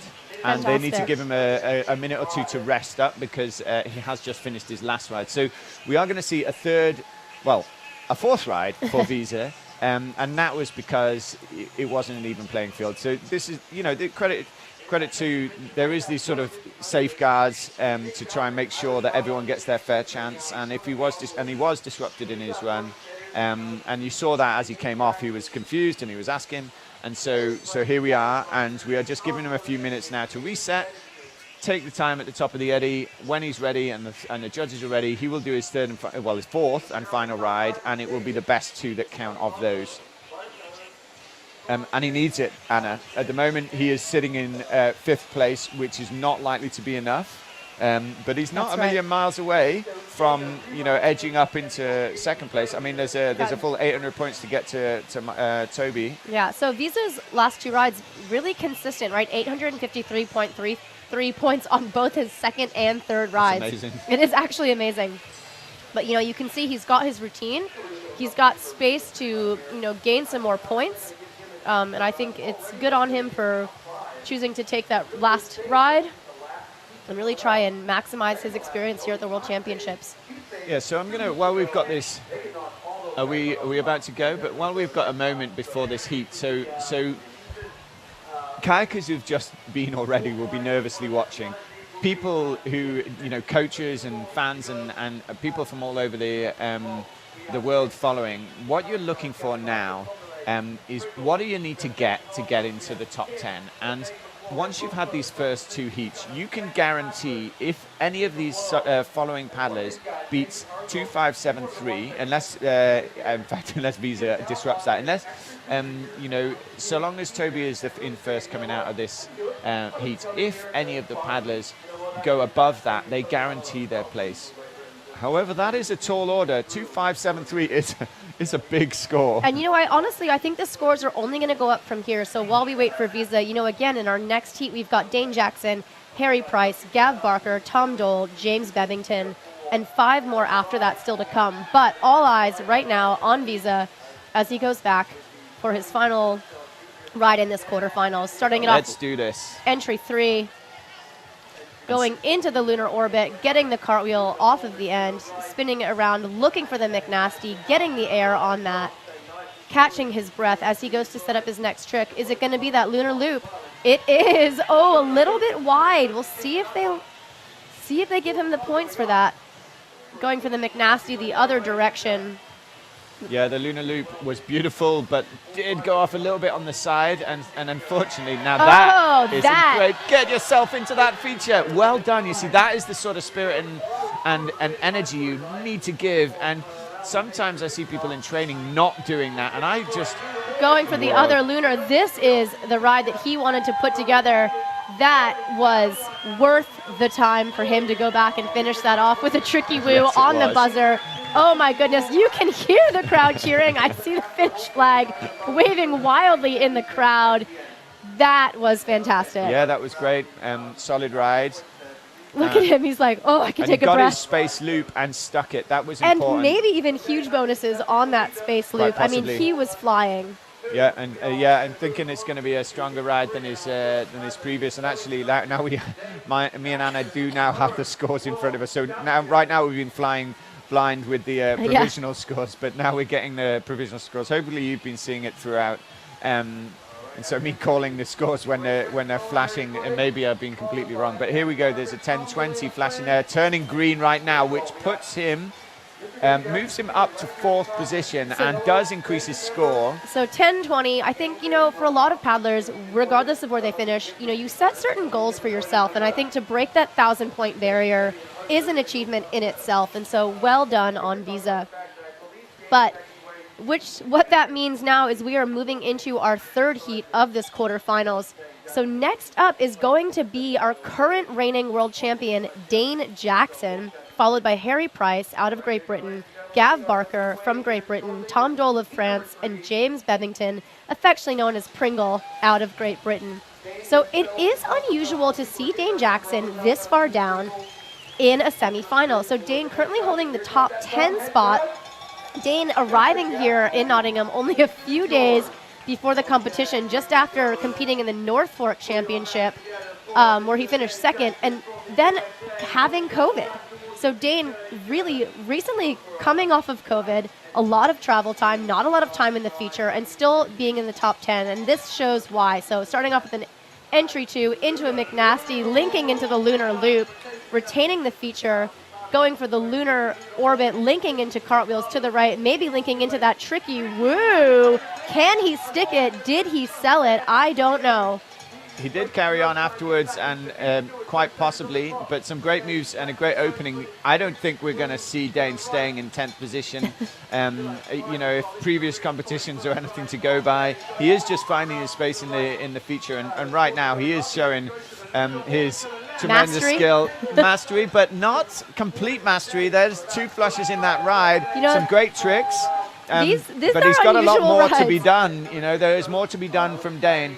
That is a solid enough ride that if he gets his, one big ride, that might jump him up, with his as a sort of banker ride. But it is not what he's capable of. So, but you know what, Dane? How many times have we seen Dane write him off at your peril? I mean, I would never write him off, honestly. Yes, but, though I will say, he's... Sorry, Dane, please don't listen to this. He's not unbeatable. I'm going to say that with a whisper here. Hayden Voorhees recently coming out on top in the North Fork Championship. Dane is a force to be reckoned with. He's an incredible competitor. He's an incredible paddler. I would honestly argue and say the world's best. If not, one of them, if not the best. Downriver freestyle, waterfalls, first descents, wave boating, hull boating, a recent triple move combo on the big waves in Canada during stakeout. I mean, he is the most well-rounded whitewater athlete. I think one of the most well-rounded whitewater athletes out there today. Absolutely. You can't argue with that. But like you say, he's not unbeatable. In every discipline, there's someone pushing him, but he's always there. He's always there. Next up, though, people pushing him, speaking of the devil, Harry Price out of Great Britain, coming out with an entry 3 to start things off. Enter a lunar loop with air. I'm expecting to see some big moves, some big trophies from young Harry, going into the lunar the other direction. Yeah, Harry has some skills. He can definitely throw a big move in there. I've seen some incredible rides out of him. Yeah. And here we go. This is a solid ride so far. Lots of tricks, not much rest time in between the tricks. I think I've seen 1 or 2 that were maybe on the edge. I think those cartwheels were just for fun. Yeah, sure. Oh, no! Back it up. So that was a 9-second buzzer. That did not help his score. I'm not sure if he's going to get his chance for that. 3, 2, 1. He's not going to get another move. Yeah, so, Harry here, Nottingham local, his partner Audley currently sitting at the top of the leaderboard for the women. The 2 of them paddle together. They're constantly pushing together.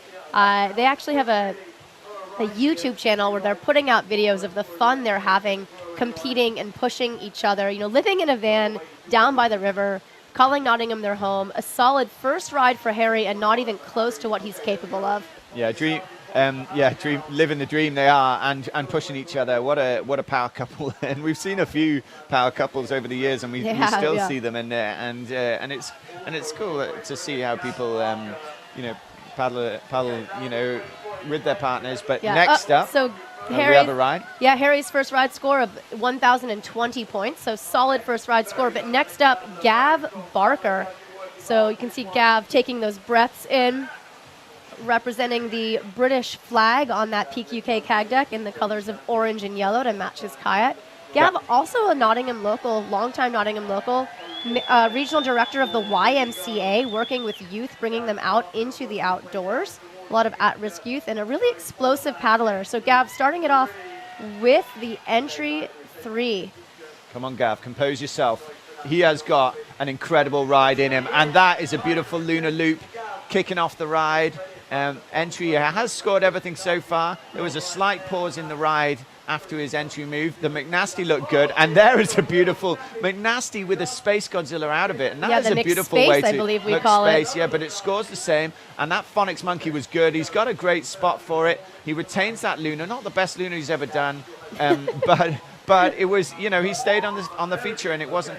And there is a Space Godzilla. I think he was trying for the Space Jam Space there. Jam, exactly. So I'm curious if he's going to go back for it, but a huge air loop and clean. That is the Gav Barker special right there. Unfortunately, missing the tricky on the buzzer, but that was a solid first ride for Gav. But I know that he is going to be looking to break that 1,000-point mark. Yeah, he so has. Well over 1,000 points in him. I mean, it has just burned through in the provisional scores. So like I said, it's kind of a solid banker ride, and he's looking, that target score is looking to guarantee himself into it's a 2.573. But I think actually we're going to see somewhere at the cut. Yeah, Gav just a really consistent paddler. So much amplitude and power in his trick. That was incredible. I mean, honestly, that is a loop right there.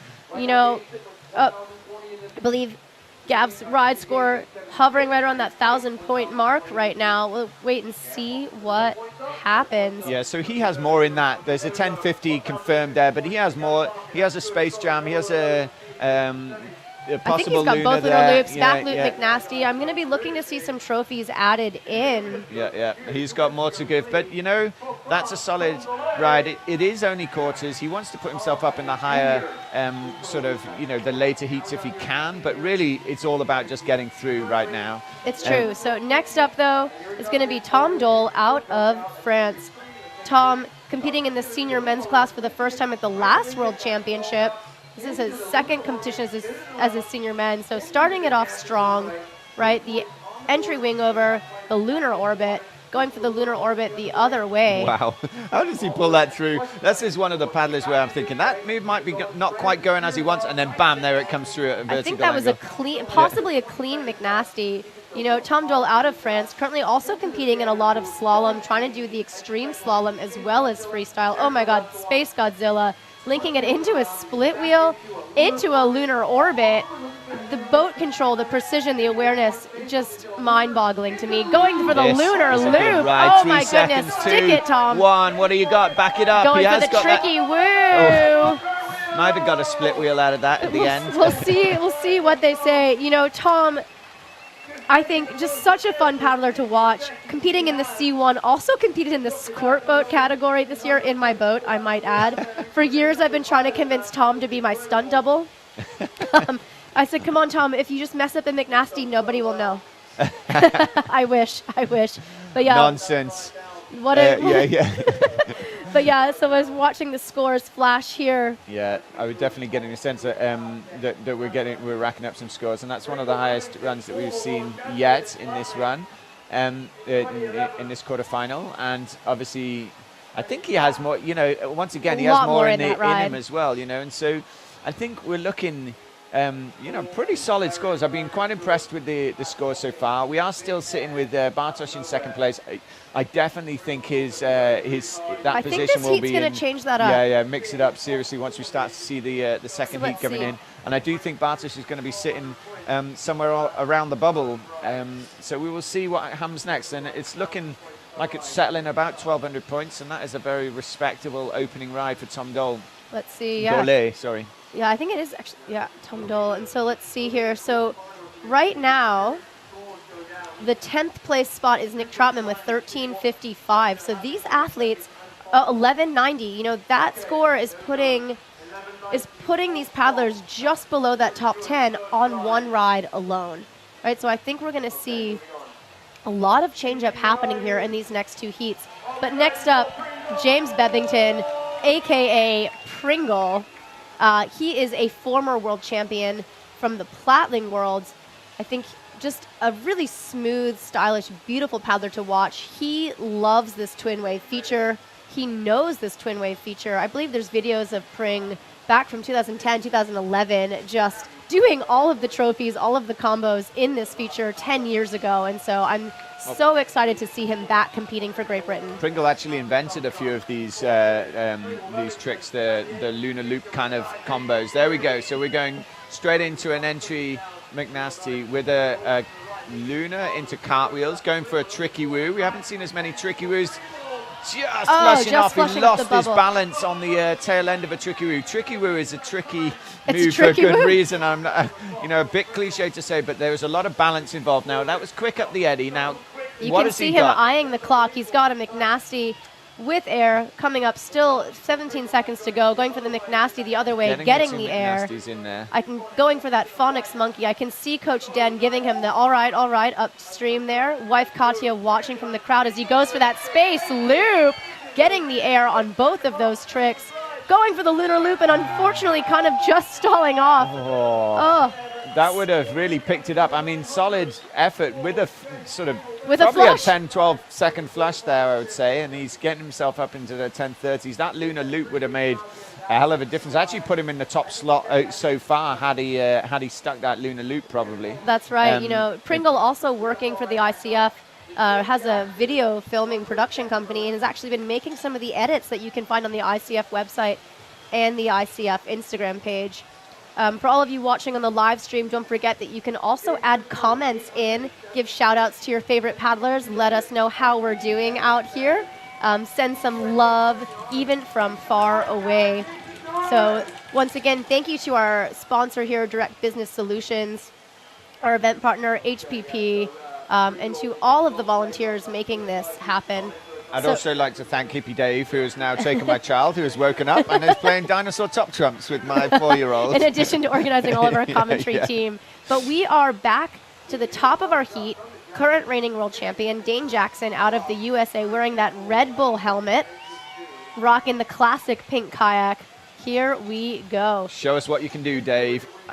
So, he's starting with that entry move. And I think he's looking to link that into the McNasty. That's what he's looking for there, and he didn't quite come off. But there is some solid tricks to go through. Lunas and tricky woos. Big McNasty, definitely getting air on that. And going for the switch McNasty, getting that McNasty the other way. This is a solid ride from Dane so far. Going for his phonics. Looks solid to me, getting his phonics there. Going for Luna left, which is a tricky move, and going into cartwheels after that. This kind is of much more like trick, much more like the Dane we expect, and we are over the 1,000 points mark with some time still on the board. Going for Space Godzilla the other way. This is much more like it. Dane Jackson really throwing down in the feature here. And, dare I say it, that I still feel that we're seeing Dane at 70, 80% of what he's capable of giving. He's not putting the amplitude on these tricks that we're used to seeing. He was a little bit slow moving through the opening sequence there. I think that he has a lot more to come. I think he's playing it safe, getting into that top 10. But I think he's going to be wanting to sitting in one of those top 1, 2, 3, 4, 5 spots. He's sitting pretty with 13.26, provisional score there, and that's going to push him up the scoreboard, especially if he backs it up with another similar, like you said. But he is going to have to step that up if he wants to get in, reclaim gold, because the highest score in the prelims was from Rob. Rob Crow with a 1680. So we've got 300 points. But like Hannah says, there's a few bonuses missing, and possibly just stringing it together perfectly. And he is still working out the feature. So I mean, he's had a handful of sessions, and what he's able to do with that is absolutely remarkable. But Dane, 876 on his first ride. So we need this ride to really pull him through. 1360. I think he'll take it. Yeah, he's not guaranteed, but we have got that Toby sitting on a really high You can score. see brother-in-law Nick, sister Emily, and dad EJ there supporting him, cheering him on. He's laughing. He's having a good time. However, next up, Harry Price of Great Britain. Harry Price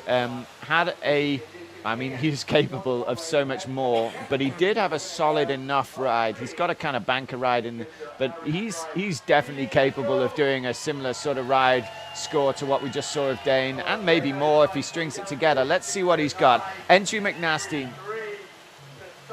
Right into the lunar orbit, trying to save it with the loop there. I think he got that, I think he got that as well. Going for the lunar the other way, and cartwheeling out of it. Yeah, so a great start to this run. And he's swinging it round for a McNasty, getting the air on that McNasty. He's probably going for, what's he going for? Going for that phonics monkey, getting the air bonus. Again, Harry's one of those paddlers that you can see go huge in this. while a good ride, it feels almost a tiny bit conservative, but that was absolutely beautiful. Yeah, I'll tell you what. I take it back. Yeah, I take take it that all back, Anna. And here comes the McNasty the other way. I was wondering when he was going to do that. This is a great ride. Back it up with a loop. Have you got one more move in you, Harry Price? I can see Coach Den clapping. The crowd is cheering. The noise in the stadium here has just, everything has just elevated, and he shakes his head like, meh, it was all right. What an atmosphere. Yes, this is really picking up over the course of the day. And I love how that atmosphere does build over the course of a competition. And Harry doing his part there to lift our spirits. And that looks like it could be the highest score of our competition, at least to the quarterfinals so far. So great ride from Harry. You know, it's really satisfying to see him laying down what he's capable of. And I think there's a hint of more that could come too. So currently Dane Jackson with the 1360 on his last ride, so that which was the current high score. So will Harry match it or will he beat it? Okay, so and there's we will see. Still more paddlers to come too.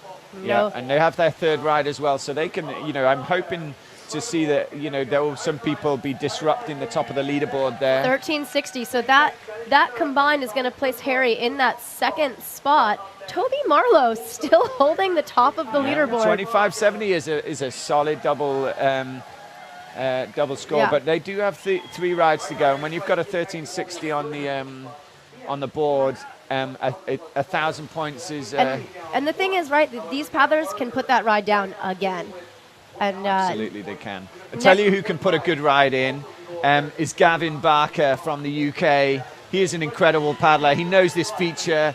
He didn't quite lay it down to the extent that he thought that we know he could in the prelims. But tell you what, I reckon this is going to be it. There is an entry with air.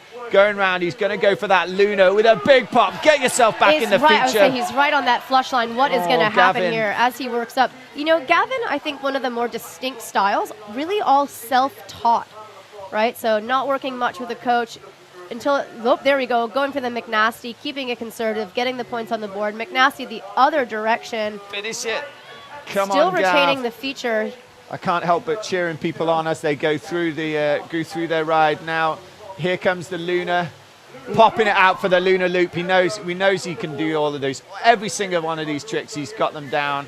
And it's just a question of which ones he's going to do. He wants that Space Jam, actually, so he was trying to link a loop to a Luna. And what are we looking for there? Still, the composure, right? The loop right on the buzzer, a really big Space Godzilla. Not the ride he wanted, not the ride he's capable of, but hopefully quarterfinals, that can be the drop score. What I think is really impressive when you see the paddlers at this higher end here is that, they can throw and plug their tricks from almost anywhere in the feature and still make it work.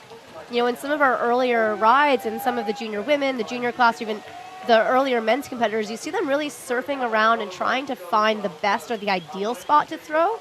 Whereas these top-level paddlers are able to force that plug, force those tricks through, and make it happen. And also part of it is trying to make sure that not just delivering your trick, but delivering your trick in such a way that you land in a place that allows you to flow quite quickly into the next one. And so Gav coming in with a 7. Going on. Yeah, Gav coming in with a 740 there for his second ride. Disappointing ride score for Gav. Disappointing for Gav. It's Goal a testament to it's a testament to where we're at with paddling, where you look at that ride and there was some incredible tricks in there, but still it's basically a disappointing ride for Gav, and he can double that. But meanwhile, here is the young Frenchie, Tom Dole. I once spent some time with Tom in Canada where he survived on nothing but ham, cheese, and bread for about a week.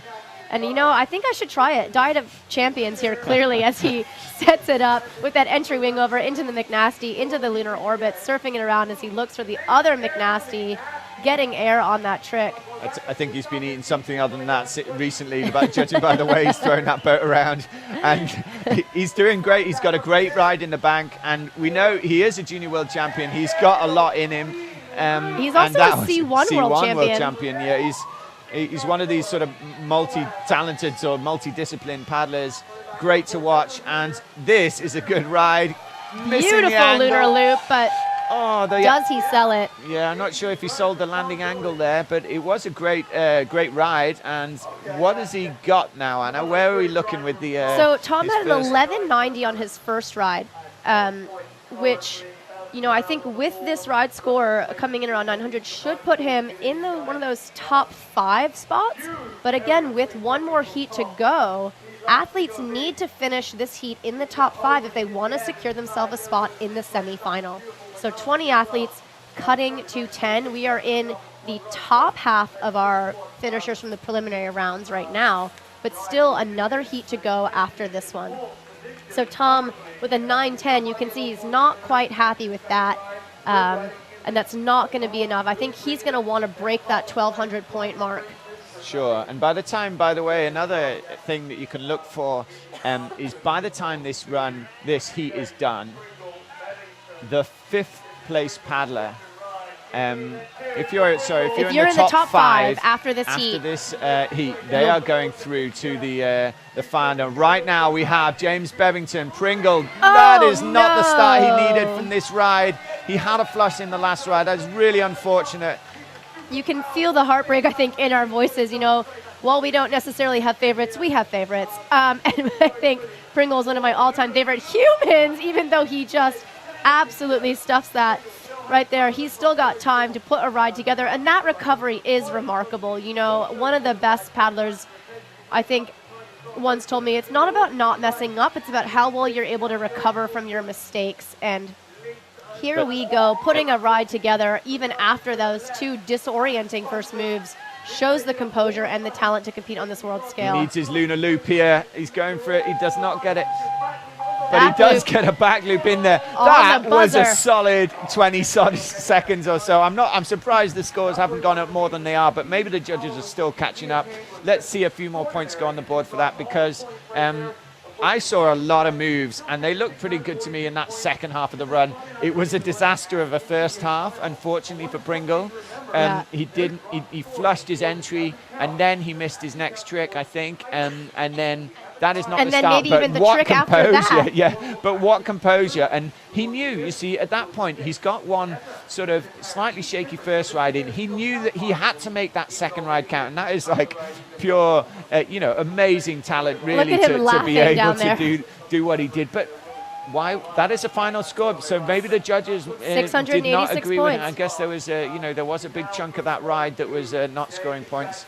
And possibly he missed an angle on one or two of those very quick tricks that he was doing at the end there. So as the live scores update here, Pringle is currently sitting in 10th place with 5 paddlers to go. So he is definitely going to be looking to raise that score. But next up, 3rd ride of his quarterfinal, the current world champion, the man, dare I say the myth, the legend, Dane Jackson. You dare. I dare. All right. I will. Here we go. Dane Jackson, show us what you got. I think he's going to... There we go. That is the link I've been looking for, and that I think he has been looking for. I don't think he was looking for that window shade. Yeah, he was not looking for the window shade afterwards, but it was a quick recovery, and it doesn't slow him down one bit. There is a lunar loop.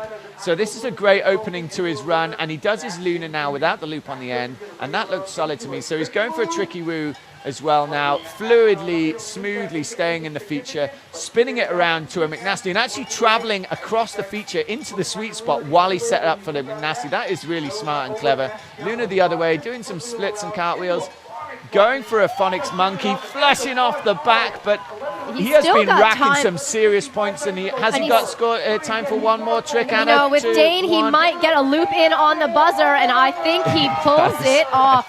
I can see sister Emily, dad EJ, Team USA, and his girlfriend Chloe there cheering him on. I see Emily laughing and smiling as she films it.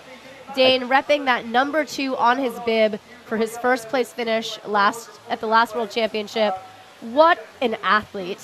He has done enough. I'm going to say that he has done enough, provisionally at least, I would say, to get him through. I think he's going to slot into first place. It's going to be close. Tight, actually, isn't it? But can you imagine Toby Marlowe right now just watching the scoreboard and just watching and waiting for someone to knock him down and seeing maybe his idol, the world champion, Dane Jackson, maybe not his idol, but still. Yeah, Toby is in amongst it. He's just laid it down and showed that he deserves his place in this in this at only 18 or quarterfinal. 19 years of age. So And by the way, I think he deserves his place in the semi-final. And I think that is going to be very likely, actually. So, if not guaranteed, very likely. Or at least he's done everything he could to 1,270 points. That puts Dane at the top of the leaderboard. You were correct, Sam. A 26-30 combined. So very, very respectable performance from Dane Jackson. But you know what? We have an exciting few minutes ahead of us.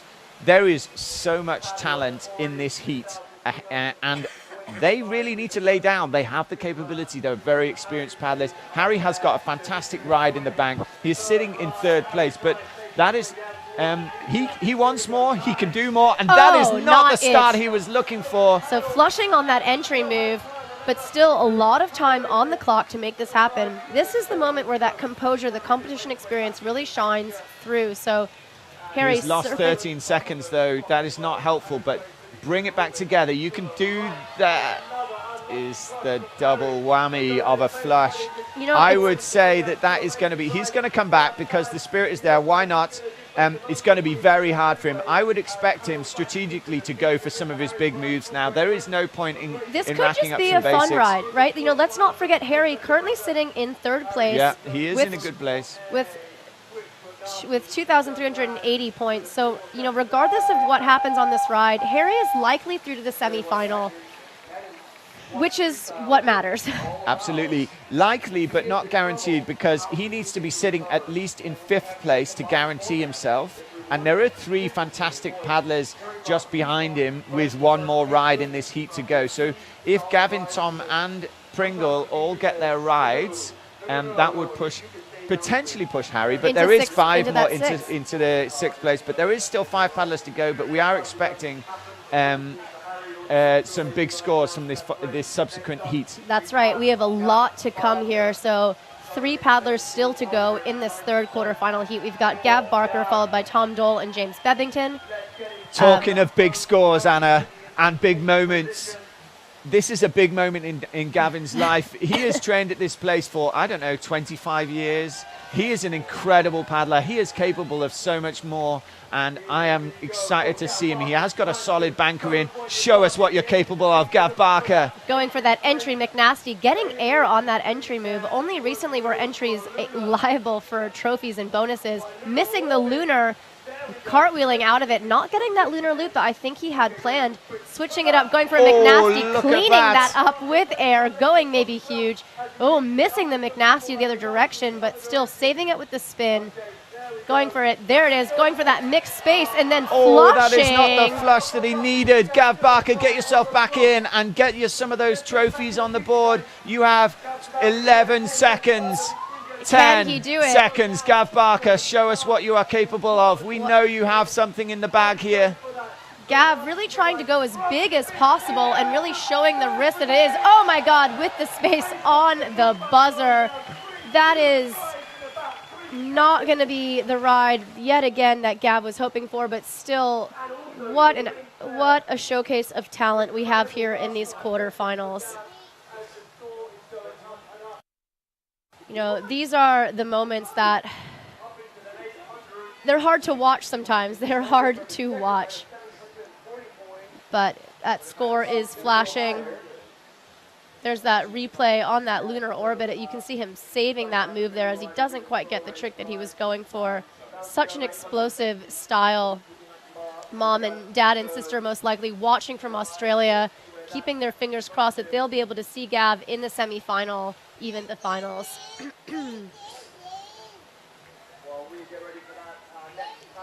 So that score is still flashing as the judges tally it up. It's going up. Will it be enough?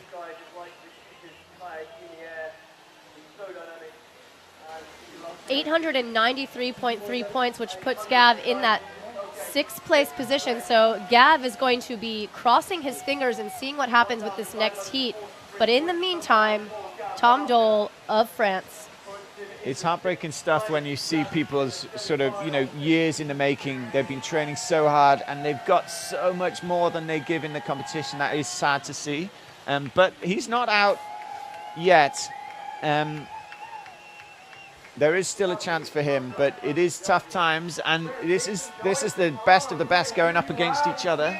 I think it just highlights the pressure of the situation. It highlights how dynamic freestyle kayaking is. You know, the feature is constantly changing. It's not stable. You have to constantly adapt.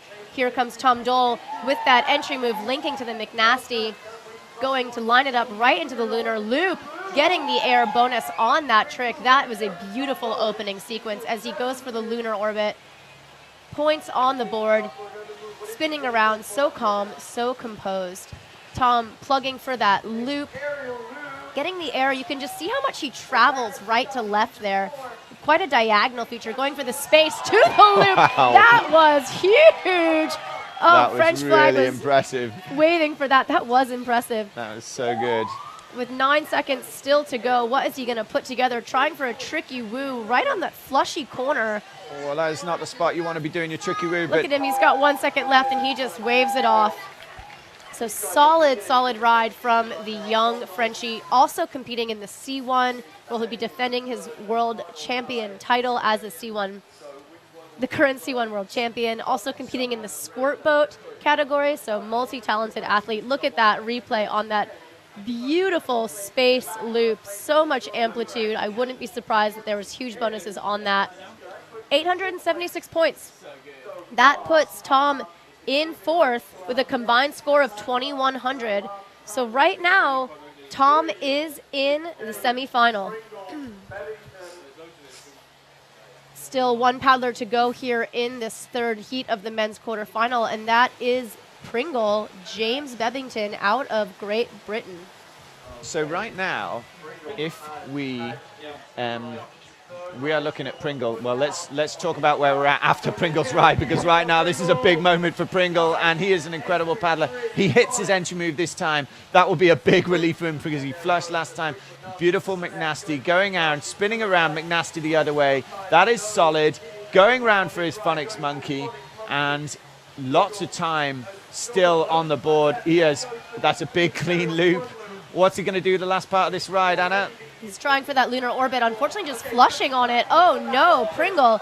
So you can see him looking at the clock. How much time do I have? What is my current score? What do I need to do? Strong paddle strokes as he makes his way back up the eddy.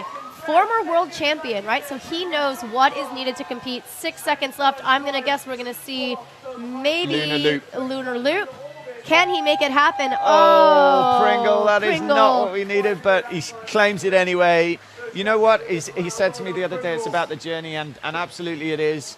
I don't know where that's going to put him. He's ranked, it says ranked 10th right now, but we'll see where it comes Going for the kickflip just for fun as absolutely, he goes down to... You've got to do that, claim it. And, even if you always want the World Championships to work out how you want it to, but it can't do that for everyone. But I tell you what, it's about living in a purposeful way on the build-up and having a singular focus and really clarity of mind of what you're trying to do. It is a great way to live, and you're focused with your mind.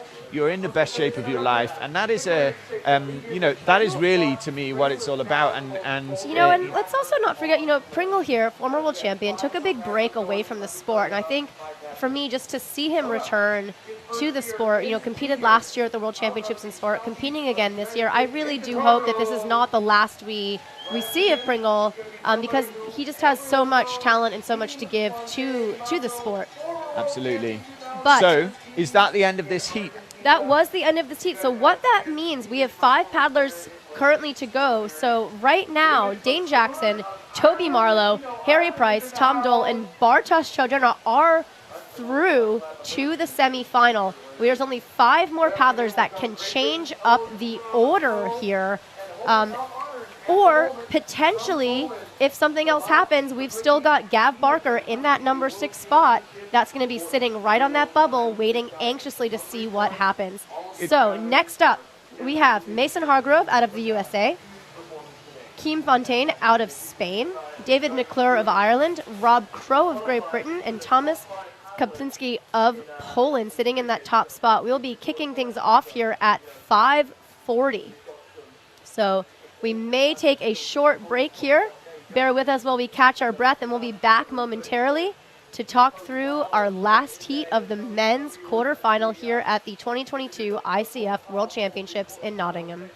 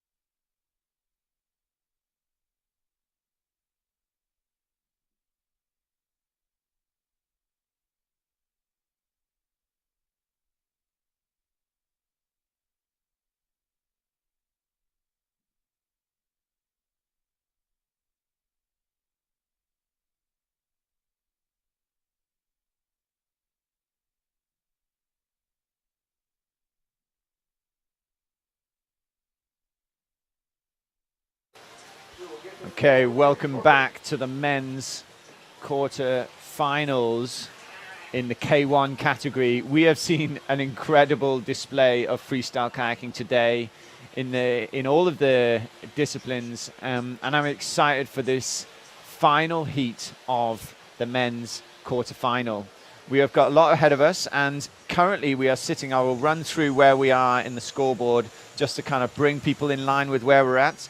We have Dane Jackson sitting in first place, Toby Marlowe second place, Harry Price third place from the UK, Tom Dole from France in fourth place, from Poland, Bartosz Sauderna sixth place, from the UK, Gavin Barker seventh place, Corentin Roux from France, and Visa Rakola from Finland brings in eighth place, and in ninth we have Valentin Paresme from France, and 10th Pringle, James Bebbington feeding in. Anna, what are you looking forward to here? That's right. I'm Anna Bruno, joined here by Sam Ward in our final heat of the men's quarterfinals. As Sam has said, we've got 5 really talented paddlers coming up just in a moment here. These were our top 5 finishers from the preliminary rounds earlier this week. So in this heat, we have Mason Hargrove of the USA, current junior world champion, I might add. Kim Fontenay Masso from Spain, a former world champion. David McClure out of Ireland and the current European champion. Rob Crow, local here to Nottingham, and Thomas Kaplinski of Poland. So a lot of talent, a lot of experience. I'm really excited to see what happens in this final heat. It's going to be a nail biter. It's going to be exciting. Anything can happen here in Nottingham.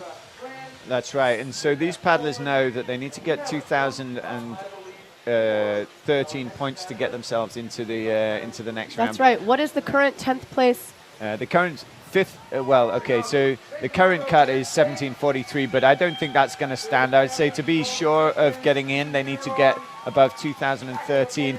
Here we go. We are away. We have got the thumbs up, and Mason is straight into a feature with an entry McNasty, going for a lunar right, and then flipping it smoothly round into a nice aerial McNasty, going for a phonics monkey, dropping the tail, catching it in the green water, so that won't score, but it didn't lose him much time. Big, clean McNasty the other way, goes for that phonics again, much better that time, carries it through. This is a great ride so far. Yeah, Mason, current junior world champion out of Columbus, Georgia. This is his first competition in the ICF as a senior man, and he is really trying to show that he can put these rides together, and he is not here just to compete, but he wants to be on that podium, going for that lunar loop. You know, Mom Melissa, Sister McKinley Kate and Mary Claire here in the crowd cheering him on. Dad Matt, Brother Mathis, and Lucy and Joseph at home cheering him on. This is a young paddler to watch, putting down a 1,000-point ride here today, and I would not be surprised if this is just the start of what we have to see from young Mason Hargrove. Yep, he's got more in the bag for sure, and there was a great ride, but just like we've been saying in previous heats, you just sort of need to string it together through the whole ride, and there was a few missed tricks, and that's why we're seeing a very solid ride, but not quite hitting the highest scores that we've been seeing. So it's flashing at around 1,000 points. Yeah, you can see fellow NRS teammate and coach there, Nick Troutman. So even though Nick out of Canada, still helping and working together with this young American athlete. So 1,010 points for Mason. Points. Solid first ride. And if I Anna, did I say at the beginning of the ride, this whole heat, that we needed 2,000 points to get in? At the moment, it's looking like 2013. If all of these guys do what they should have, what they're capable of doing, and let's see what Kim Fontaine has. He is an incredible, powerful paddler, world champion, European champion. Starting it off with that entry wing over, looking for the McNasty, putting the air bonus on it as he goes for that lunar loop, getting the air on that loop as well. Going for a big loop. Kim, just an explosive, powerful paddler, trying for that phonics monkey, bringing the boat over the top off of that pirouette. Lunar the other way. Almost flushing, but somehow managing to save it and retain that feature. Going for that big McNasty the other direction. You know, paddlers are looking at this level of competition not just to do the trick perfectly, but to pick up any bonus they can. He goes for that lunar, spinning the boat back around, 6 seconds to go, plugging for a maybe huge loop into the lunar orbit, not quite, oh, there it is, maybe getting the loop out of that. We'll see what the judges have to say. Yeah. What a strong first ride from Keem. Really strong first ride, and he's a powerful paddler. He got a lot of moves in. You know, he just uses that power to his advantage. So there was one point in the middle of the ride there where he was on the surface left. He needed to be on surface right for his next move, and just one solid, big, strong pull, and he brought himself right across the move. He sort of kind of almost dominating the feature, you know, but still working with it in a graceful way. So that was a great score. Good opening ride. There is a few tricks in there, I think, that were dropped. That's right. So and he had so he could bump that up certainly. That he could definitely be getting more. It looks like the score might be coming in. So I believe that score was a 1,130 for Keem. So again, solid ride. I mean, ride. you got to think that he's got the capacity to, in his following two rides, to get another 900. You know, I mean, that is very much within his capabilities and some. But again, quarterfinals, 3 rides, 2 counts. So a lot of times for things to happen, things to change up. Right now, your current European champion, Dave McClure, out of Ireland, coming out of that Southeast Freestyle crew, working and coaching with a lot of young athletes. Oh my goodness, back loop McNasty with the clean bonus and the air, showing what he has worked so hard for. He wants it here today, lining up for that tricky woo into the loop. I don't think we've seen that trophy yet today. Yeah, this is fantastic, and so good to see these moves that are just kind of we're on the cusp of what freestyle, you know, exploratory stuff was doing, just going being thrown down in a competition. And still somehow saving that trick. You know, it almost becomes disappointing in Dave's ride when he does a single trick. You're like, what, only one trick? No link or a combo bonus off of that? There it is, the space loop. Fantastic amplitude and boat control. Getting that McNasty in the other way on the buzzer. That is a great ride. One of the better rides we've seen so far, and we're going to see it pushing. Well, okay, the provisional score is flashing up, and it looks like if it stays as it is, that will be our top score so far. But regardless, right in the mix, and it was his first go out of it in this quarterfinal. Highest single ride score we've seen today was a 1360 out of both Dane Jackson and Harry Price in our last heat. The score I can see flashing right now on that 1380. I believe Rob Crow, though, who will be our next paddler, has the highest single ride score of the competition so far. So still a lot of things to see. We're watching Dave watching that scoreboard.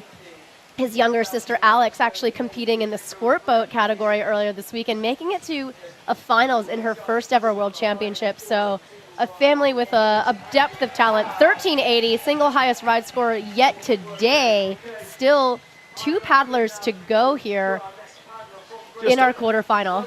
Take a moment, shout out to Otti, whose scores would have just thrown her way into the mix here, into the men's. And, you know, that is a really beautiful thing to see. And it's amazing to see the gap narrowing between the men's scores and the women's scores, as well as I think just the level of standard rising amongst the junior women's competition, amongst all the athletes. But here we go, hometown favorite in that gold helmet, Robert Crow. Good to see that first move in the bank. You know, nice entry, and Rob is an experienced competitor now. He's done a lot of different competitions. That was an incredible sequence. Very vertical, textbook-looking moves. Gets his lunar in the other way, falls over afterwards, but I think that won't hurt him too much. I say just as he flushed. There's a bit of a commentator curse there. Still 660 points with 20 seconds to go. He has got the capacity to drive this score right up into the mix of where it needs to be. There is his big lunar loop with air.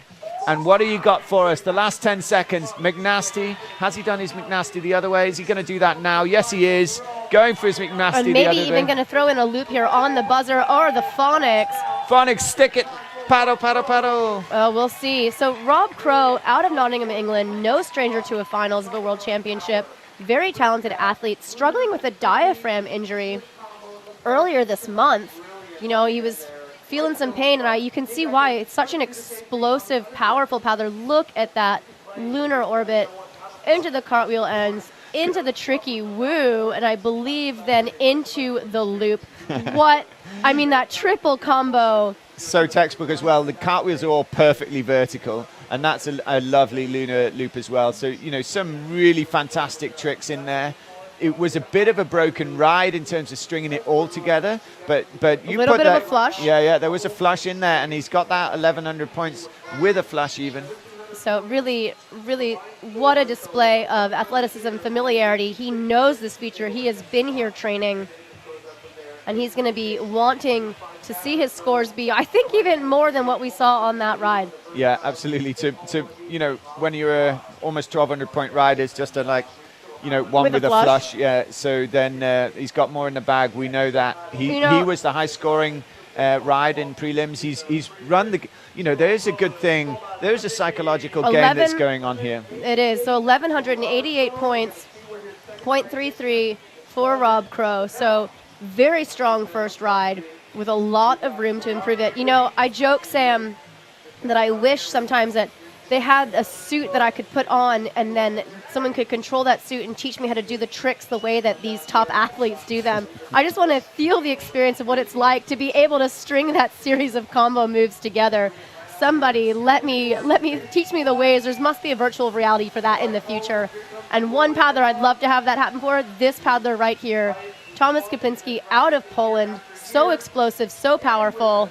He's slowing himself down as he comes in just to give himself the maximum chance of sticking that entry move straight in, and he scored quite a few points already in just a short space of time. He still is in the hole. He's got the cleaning the McNasties both directions, not using the paddle to complete that trick, going for that lunar orbit, linking it into the cartwheels, working to retain the feature.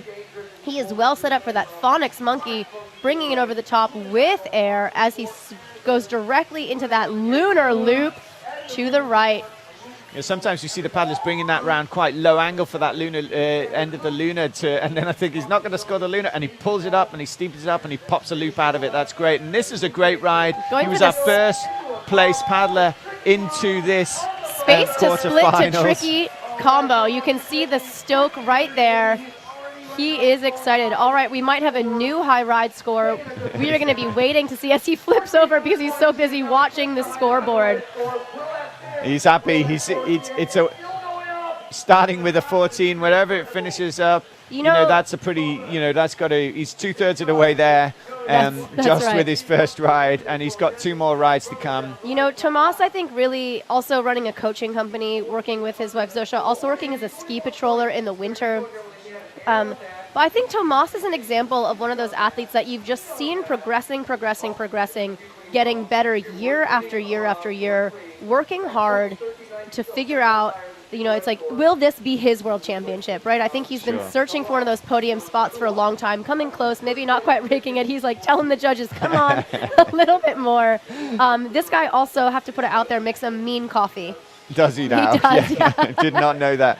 But yes, I have seen him a number of times. I think he's World Cup champion, and he's, we had a 1390 confirmed score. Great opening score, highest ride of the day. Really exciting to see each paddler coming back at each other now. And there's Bartosz, from Poland, so strong representation from Poland here, but possibly 2 Polish paddlers in the semi-finals. Yeah, that's great to see. So right now, coming up for his second ride in the quarterfinal, young Mason Hargrove out of Columbus, Georgia. So take a moment to talk about Mason here. He and his family work with Team River Runner, working with veterans in the United States to help get them out on the water, doing a lot of community work, a lot of giving back to their community, and doing a lot to just help the city of Columbus really access the sport of whitewater. They're going to be hometown for the next World Championships and the World Cup, which is taking place literally in their backyard on Good Wave. But Mason starting things off with an entry move, a huge loop, maybe clean, going for a massive Space Godzilla to the right. That was maybe one of the bigger tricks we've seen today into Big the pop. lunar orbit.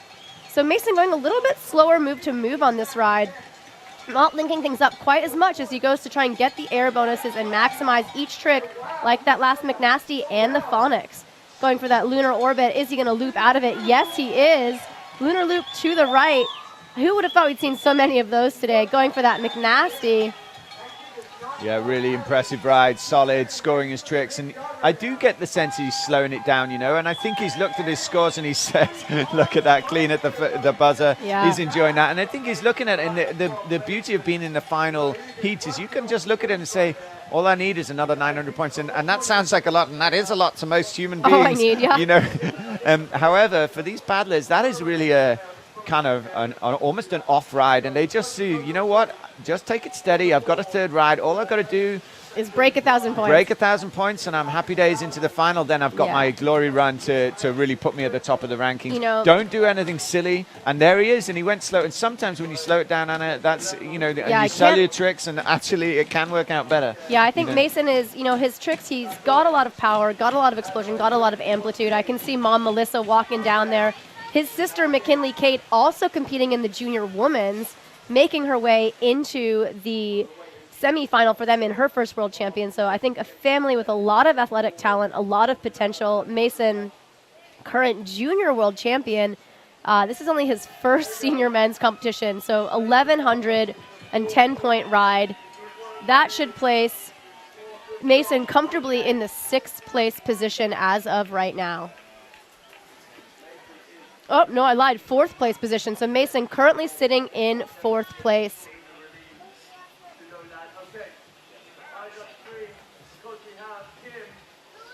So next up, though, giving that thumbs up back to the judges is former world champion out of sorts, Spain, Kim Fontenay Masso, Catalonian Wunderkid.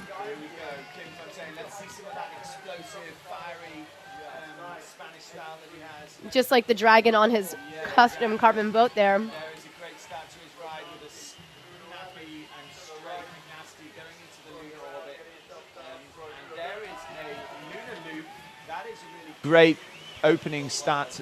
I believe, Sam, you were actually muted for the first half of that ride there. I do apologize for those listening. But that was a great start to the ride. Huge loop following up with that. Going for the Phonics Monkey. Yeah, and then backing it up with what can he do? Finishing off this ride. It's 13 seconds left. It has been a great ride so far. The scores are still going up. He has Luna to the left. Can he finish it off with a big move? He is not going to get the chance to do that, unfortunately, but it was a solid ride. Where are we looking, Anna? The scores are telling in. Hovering around 1,000 points right now with that flush at the end, maybe missing 1 or 2 tricks. We are experiencing a little bit of rain here in Nottingham, but the crowd is not bothered. They want to watch this final heat of our men's quarterfinal. Want to watch that explosive, powerful moves like Keem just showed there on that McNasty on the replay. So let's see. Keem's first ride score was an 1,130 points. So he's going to be looking to kind of maintain around that zone. Yeah, and it looks like he's done enough there to make it through. And we have finally sort of mixed up the top 5, and Bartosz from that first heat has now been pushed out of that top 5, but he is secured a space in the top 10 and a space in the semi-final. The question is, what order we got, and will all of these paddlers, it's looking pretty good for all of these paddlers right now. This has to be, though, the most nerve-wracking part of the day right here, when you just sit and watch your fate in the hands of the judges. 1,096.67 points. He's not fully pleased with that, but he's not unhappy. That does put him in the 4th place position right now. I tell you, the place that is really tough to be when you're watching the 5 of the best paddlers in the world throw down amazing rides is Gav Barker's position of just hovering on the edge of the cut. Now, if all of these 5 paddlers do what they are capable of doing, that will push Gav Barker out into 11th place, which is heartbreaking because Gav could be easily in this mix. Absolutely. But right now, current European champion David McClure out of Ireland, starting it off with that entry McNasty, going right into the lunar loop, looking for the air bonus on that trick to maximize his points. Fighting that boy a little bit before going for that Phonics Monkey, getting the air on that right into a tricky woo. Is he going to loop out of it? Yes, he is. A fantastic trophy move there, going for the lunar the other direction, saving it with some cartwheels. Remains to be seen what the judges will say. A huge McNasty with air, maybe clean. Absolutely unbelievable. Backing it up, going for the back loop. Not managing to combo out of it, but still there is that next McNasty with air. What a ride. Going for that space, linking it to the loop on the corner, on the buzzer. What a ride from David McClure. Crowd is cheering. Team Ireland is stoked. Wow, what a ride. The point scores are going up. 14:56.67 flashing on the screen. Will it go up? Will it go down? Sam Ward stepping away for a moment to help our bonus commentary, Cato, his son here. I'll be joined by Matt Hamilton in just a second. Matt, what do you think of this competition so far while we wait for David's scores to come up? It's absolutely electric. The guys are going off. I've been sitting just watching and enjoying and absorbing it all, and it's been absolutely amazing. These guys have definitely stepped it up. They have. Taken it to the next level. You know, it's really impressive to see. We're seeing more combo moves. We're seeing more trophy bonuses. We're seeing a lot of links, 1,473.3 points. That puts Dave comfortably into that first place position. So what a ride from Dave McClure. And even as Dave wins, I believe that knocks Gav Barker out of that, maybe knocks him down a spot. So it's like as every paddler does better in this heat, we're watching that bubble, watching that top 10 line to see what will happen here. Yeah, we've got Gav Barker, I believe, right on that bubble. As Robert Crow comes up to the feature, see himself slowing down as he approaches and jumps right in. Entry McNasty going for entry 3. Going for that lunar orbit right into the cartwheels, linking it up with the tricky woo into the loop. Oh my goodness, what a combo. A lot of local paddlers are saying they're not seeing anyone doing what Rob's doing in this feature as he goes for that lunar loop to the left, going for the lunar loop the other direction, just somehow saving it as he goes for that huge McNasty, trying to clean it, but still that right paddle blade staying in the water. Huge McNasty potentially the other way. Up to the judges to say what's going to count as a huge or just air, but that was a beautiful phonics monkey. Going for the space, to the space jam, into a huge loop with air, and can he stick it? Wow, that was an incredible ride. The first time I've seen a space jam. Well, I think Harry Price did do one in the preliminary rounds. He was looking for that space jam with cheese, space to loop, but what a fantastic ride from local hero Rob Crow. Absolutely. I think that ride was almost no single tricks, other than huge McNasties and maybe a phonics. It was almost everything was linked or comboed. And he kept it going the whole time, absolutely. Not a wasted second. You are correct. The only thing I think he's missing, and next guy seems to have that down, is he's got the clean bonuses. Every single one of his moves, you'll see the paddle held high in the air, as you see in the replay from Rob Crow on the screen there. That space to space, also known as a space jam, actually invented here at the HPP Whitewater course in Nottingham in the inlet gate feature just upstream of this twin wave. I believe Brent Orton was one of the first paddlers to put that combo together. 1,540 points, single high ride score of the day so far. Each ride, it just keeps getting better in this quarterfinal. Yeah, the action is definitely heating up. Next up, we've got Thomas Kaplitsky of Poland. That's right. So currently sitting at the top of our leaderboard in that first place position, and he wants to use his next ride to show you why, just in case you missed his last one. It was pretty hard to miss. That's right. So Thomas out of Poland, this guy working tirelessly in the pool all winter long, training those loops, training that air bonuses. He just knows how to make his boat move the way he wants to. Starting things off with that entry move into the lunar orbit, backing up into the McNasty with air and that clean bonus, Matt, as you were talking about. Yeah, those clean bonuses are huge. There's another one right there off the McNasty. He's going to set up high on the foam pile. Oh, getting an unfortunate bit of a bubble. Can he retain it into the feature? I don't think I've seen anybody paddle from that far back. Oh my goodness. He was going to try. He was going to try. It's always worth the gamble, but quarterfinals, 3 rides, 2 count. Every point counts, every second counts, and he's got 10 of them left to make a lot happen. Huge clean aerial loop, adding points right on the board there, going for that phonics monkey, bringing the boat over his head, going for that lunar orbit. Anything can happen here in Nottingham Oh my goodness, what a dynamic feature, a dynamic score, 960 points.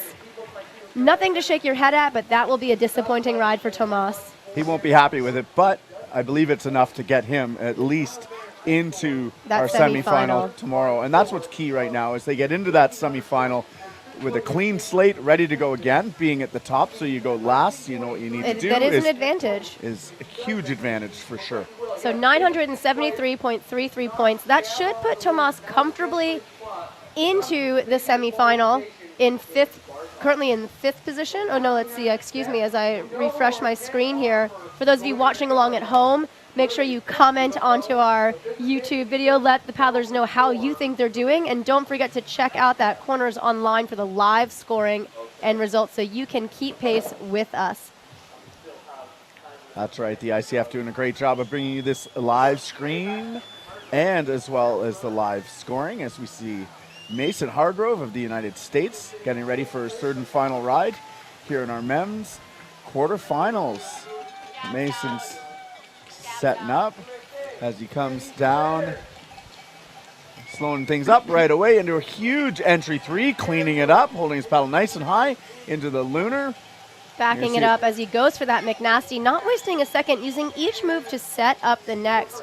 Mason training on the monkey wrench feature and ambush feature in Columbus, Georgia. Trying for that lunar, actually missing that lunar orbit, not quite getting it. Going to switch it up, McNasty trying for the clean.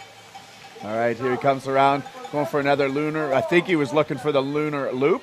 Let's see if he sets that up again. Drops in for a huge Space Godzilla to the right. Drops in his nose again, catching a bit of a flush. He's got 8 seconds left. He's going to fight his way back up to the feature. He's got 2 seconds left. Let's see if he's got enough to drop in for something. He initiates the lunar right at the buzzer. Unfortunately, I think just missing that trick, but still some strong moves, strong ride from young Mason Hargrove. I think just really want to, say that had the World Championship happened on the date that it was supposed to last year, Mason would be competing to defend his current junior world champion title.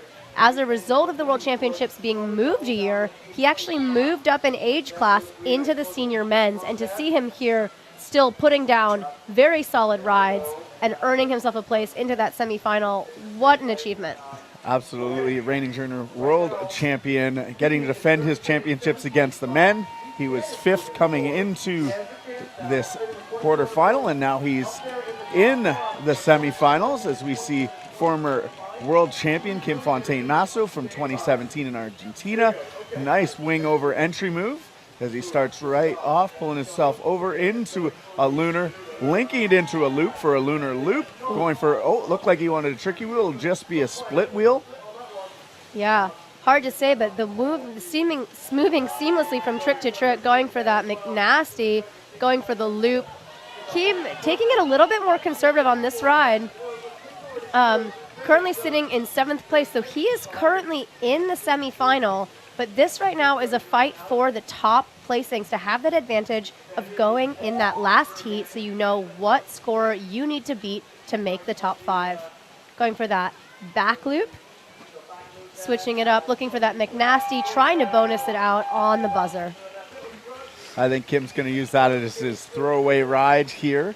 That was his 3rd and final ride. He knew he had 2 strong rides there, securing himself a spot in our next round. That's right. So Kim, looking a little bit disappointed with that ride. Understandable when you want to be the best, when you're used to being the best and competing on that level. You're looking for perfection. And every, 45 seconds, it's both a lot of time and not a lot of time at all. It's amazing. Some guys use all of the time and get a ton of points. Some guys will get a flush and still get a bunch of moves in there and still make it up to the top of the leaders board. The composure is really remarkable. Absolutely. They train hard. A lot of mental training goes into this, as well as the physical on-water training and off-water training. Yeah, for those of you watching along at home, I challenge you to hold your breath for 45 seconds and see if you can even do that, let alone all of these tricks. So, next up, though, we have European champion David McClure of Ireland. I think the Irish just have brought so much positivity and stoke to this event. You can hear them cheering on the crowd. I hear them now as David drops in for that bonus entry move. What was that? He was getting a little bit risky. I'm not sure. I saw EJ trying it the other day, doing a little bit of a cartwheel, and then they try and link it into a McNasty. I think just having fun is what it is. You know, this is freestyle, right? You're supposed to get creative. You're supposed to have fun with it. And when you're currently sitting at the top of the leaderboard, going for a Felix, you know that you can do whatever you want because it just doesn't matter. This is just, what do you call this? When you're making that champion's lap around the field, there's a name for this. Victory lap. Thank you. That's the one. Yeah, he's just having fun out there. He knows he's in tomorrow's semifinal. It's almost as if this was a video game and someone just got the controller and just messed with it just for the fun of it. It's huge. He's just having a good time. So are we up here. Casual space loop. Yeah. I don't even think I can do one, and he's doing it casually. I've only done them by accident, but one day, Matt. Phil's hole. Been there. Yeah, for those of you who don't know, that's a big trashy free feature on the Ottawa River. Not exactly a freestyle, intentional freestyle destination. We have had rodeos there, as we used to call it. That's right. So here we are in our men's quarterfinal. Next up to go is Rob Crow out of Nottingham, England. So excuse me as I ignore David's 380 points there. I think he's ignoring it as well. Definitely going to be his throwaway ride. He had what I believe was the largest ride of the competition. I believe Rob actually had that so far. Yeah. Oh, Rob did. Yeah, 1540 was the I also want to ride. point out, Rob, bit of a graphic designer, has actually designed the bibs you see here. So those Nottingham Coke bottles mixed with the arrows for Robin Hood, mixed with the paddles. So a talented individual and athlete as he works hard to retain that entry 3, going right into the lunar orbit, not missing a beat, missing that triple move combo that we've come to expect from him, going into the lunar orbit the other way, backing it up. Again, you see paddlers just kind of feeling it out, having fun with it when they know they're comfortably into the semifinal. Catching a bit of a bubble there and flushing out, not what we usually expect from Rob. He's still got 16 seconds on the clock. He's going to make his way up. He wants a few more points there. That's right. So even though this third ride is a throwaway, it can count in a tiebreaker. So points do still matter. However, at this point, I think it's just for the fun of it, and why not get that move that you're really looking for? He's practicing there. He's going to go for a back loop on the buzzer, not quite sitting it down. So, 363 points from Rob right here, 380 points from David, 2 of the best paddlers out on the water, 2 of the best paddlers in freestyle right now. It just does show that anything can happen. While these rides were kind of throwaways, things still go wrong, even at the highest level in the sport. That's right. We got Tomasz Kapliski of Poland up next. That's right. So Thomas sitting currently in that top of the leaderboard spot, coming into this quarterfinal round. So I think he's going to be looking to try and make his way back up there. He wants to be in that last heat tomorrow, if not the last person to go in that last heat. This is his third and final run and our final competitor here in our men's quarterfinals. That's right. So he's currently sitting in 6th place. So he's looking to break into that top 5. We know he can do it. Let's see if he's got it for us today. He knows he's on to tomorrow with a clean slate. You see Thomas adjusting those nose plugs there. Kayaking is a bit of a silly looking sport, but my gosh, is it fun to watch. It sure is. And here it's with the water here, we want those nose plugs. As he drops in right into an entry 3 or an entry McNasty, going around into a lunar, as he's going to go for a McNasty to the left. Clean bonusing it as well, getting air on that trick. Oh, and catching his edge as he window shades up, but still retains the feature, taking his time to set up that next trip, looking for the McNasty the other direction. I like that he tried to claim the clean on that even after his paddle touch. It never hurts. Try and sell to the judges. Maybe they blinked.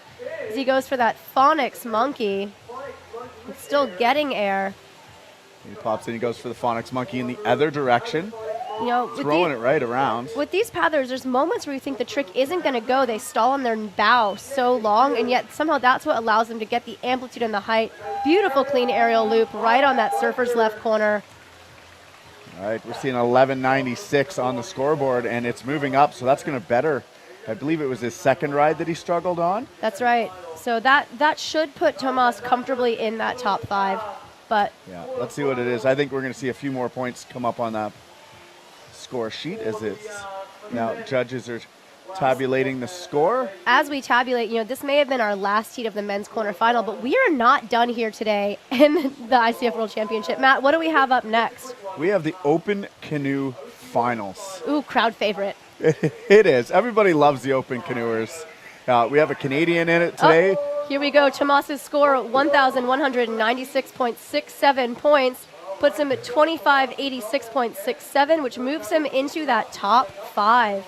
So that's maybe not where he wanted to be, but I think he'll take it. He's smiling. Look at it. He's Yeah. all smiles. I love that smile. When Thomas is happy, he is a very happy guy. He is. You know, he's a character. It's super funny. He and partner Zosha kind of van lifing it around Europe, working as ski patrollers in the winter, doing a lot of kayak coaching on the side, some graphic design work, lots and lots of multi-talented athletes here competing at the World Championship. But let's take a moment to recap this men's quarter-final. 20 athletes cut down to the top 10. We have sitting in first place David McClure of Ireland, followed by Robert Crow of Great Britain, followed by Dane Jackson of the USA, Tomasz Kaplinski of Poland, Toby Marlowe of Great Britain, Harry Price of Great Britain, Kim Fontenay Masso of Spain, Mason Hargrove of the USA, Tom Dole of France, and Bartosz Chowderna in 10th. So I'm not going to say that top 10 was not without a few surprises. A lot of big tricks, a lot of big amplitude, a lot of talent, and also a lot of talent that just didn't quite make that top 10, weren't able to quite put it together the way that we were hoping. So success, heartbreak, everything that you're looking for in a world championship. Absolutely. The level of competition here has been well above whatever we've ever seen before, making it, as you said, one of the best world championships we've ever had here at home, Pierpoint Country Park. We've got about 30 minutes until the OC1 is on the water, so we'll probably sign off until that happens. For all of you watching, thanks for watching. Make sure you leave comments, send some support and love to all of your favorite athletes, or follow along with the online scoring system. Absolutely. Myself, Matt Hamilton, and Anna Bruno signing off from the ICF Canoe Freestyle World Championships 2022 from Nottingham, England.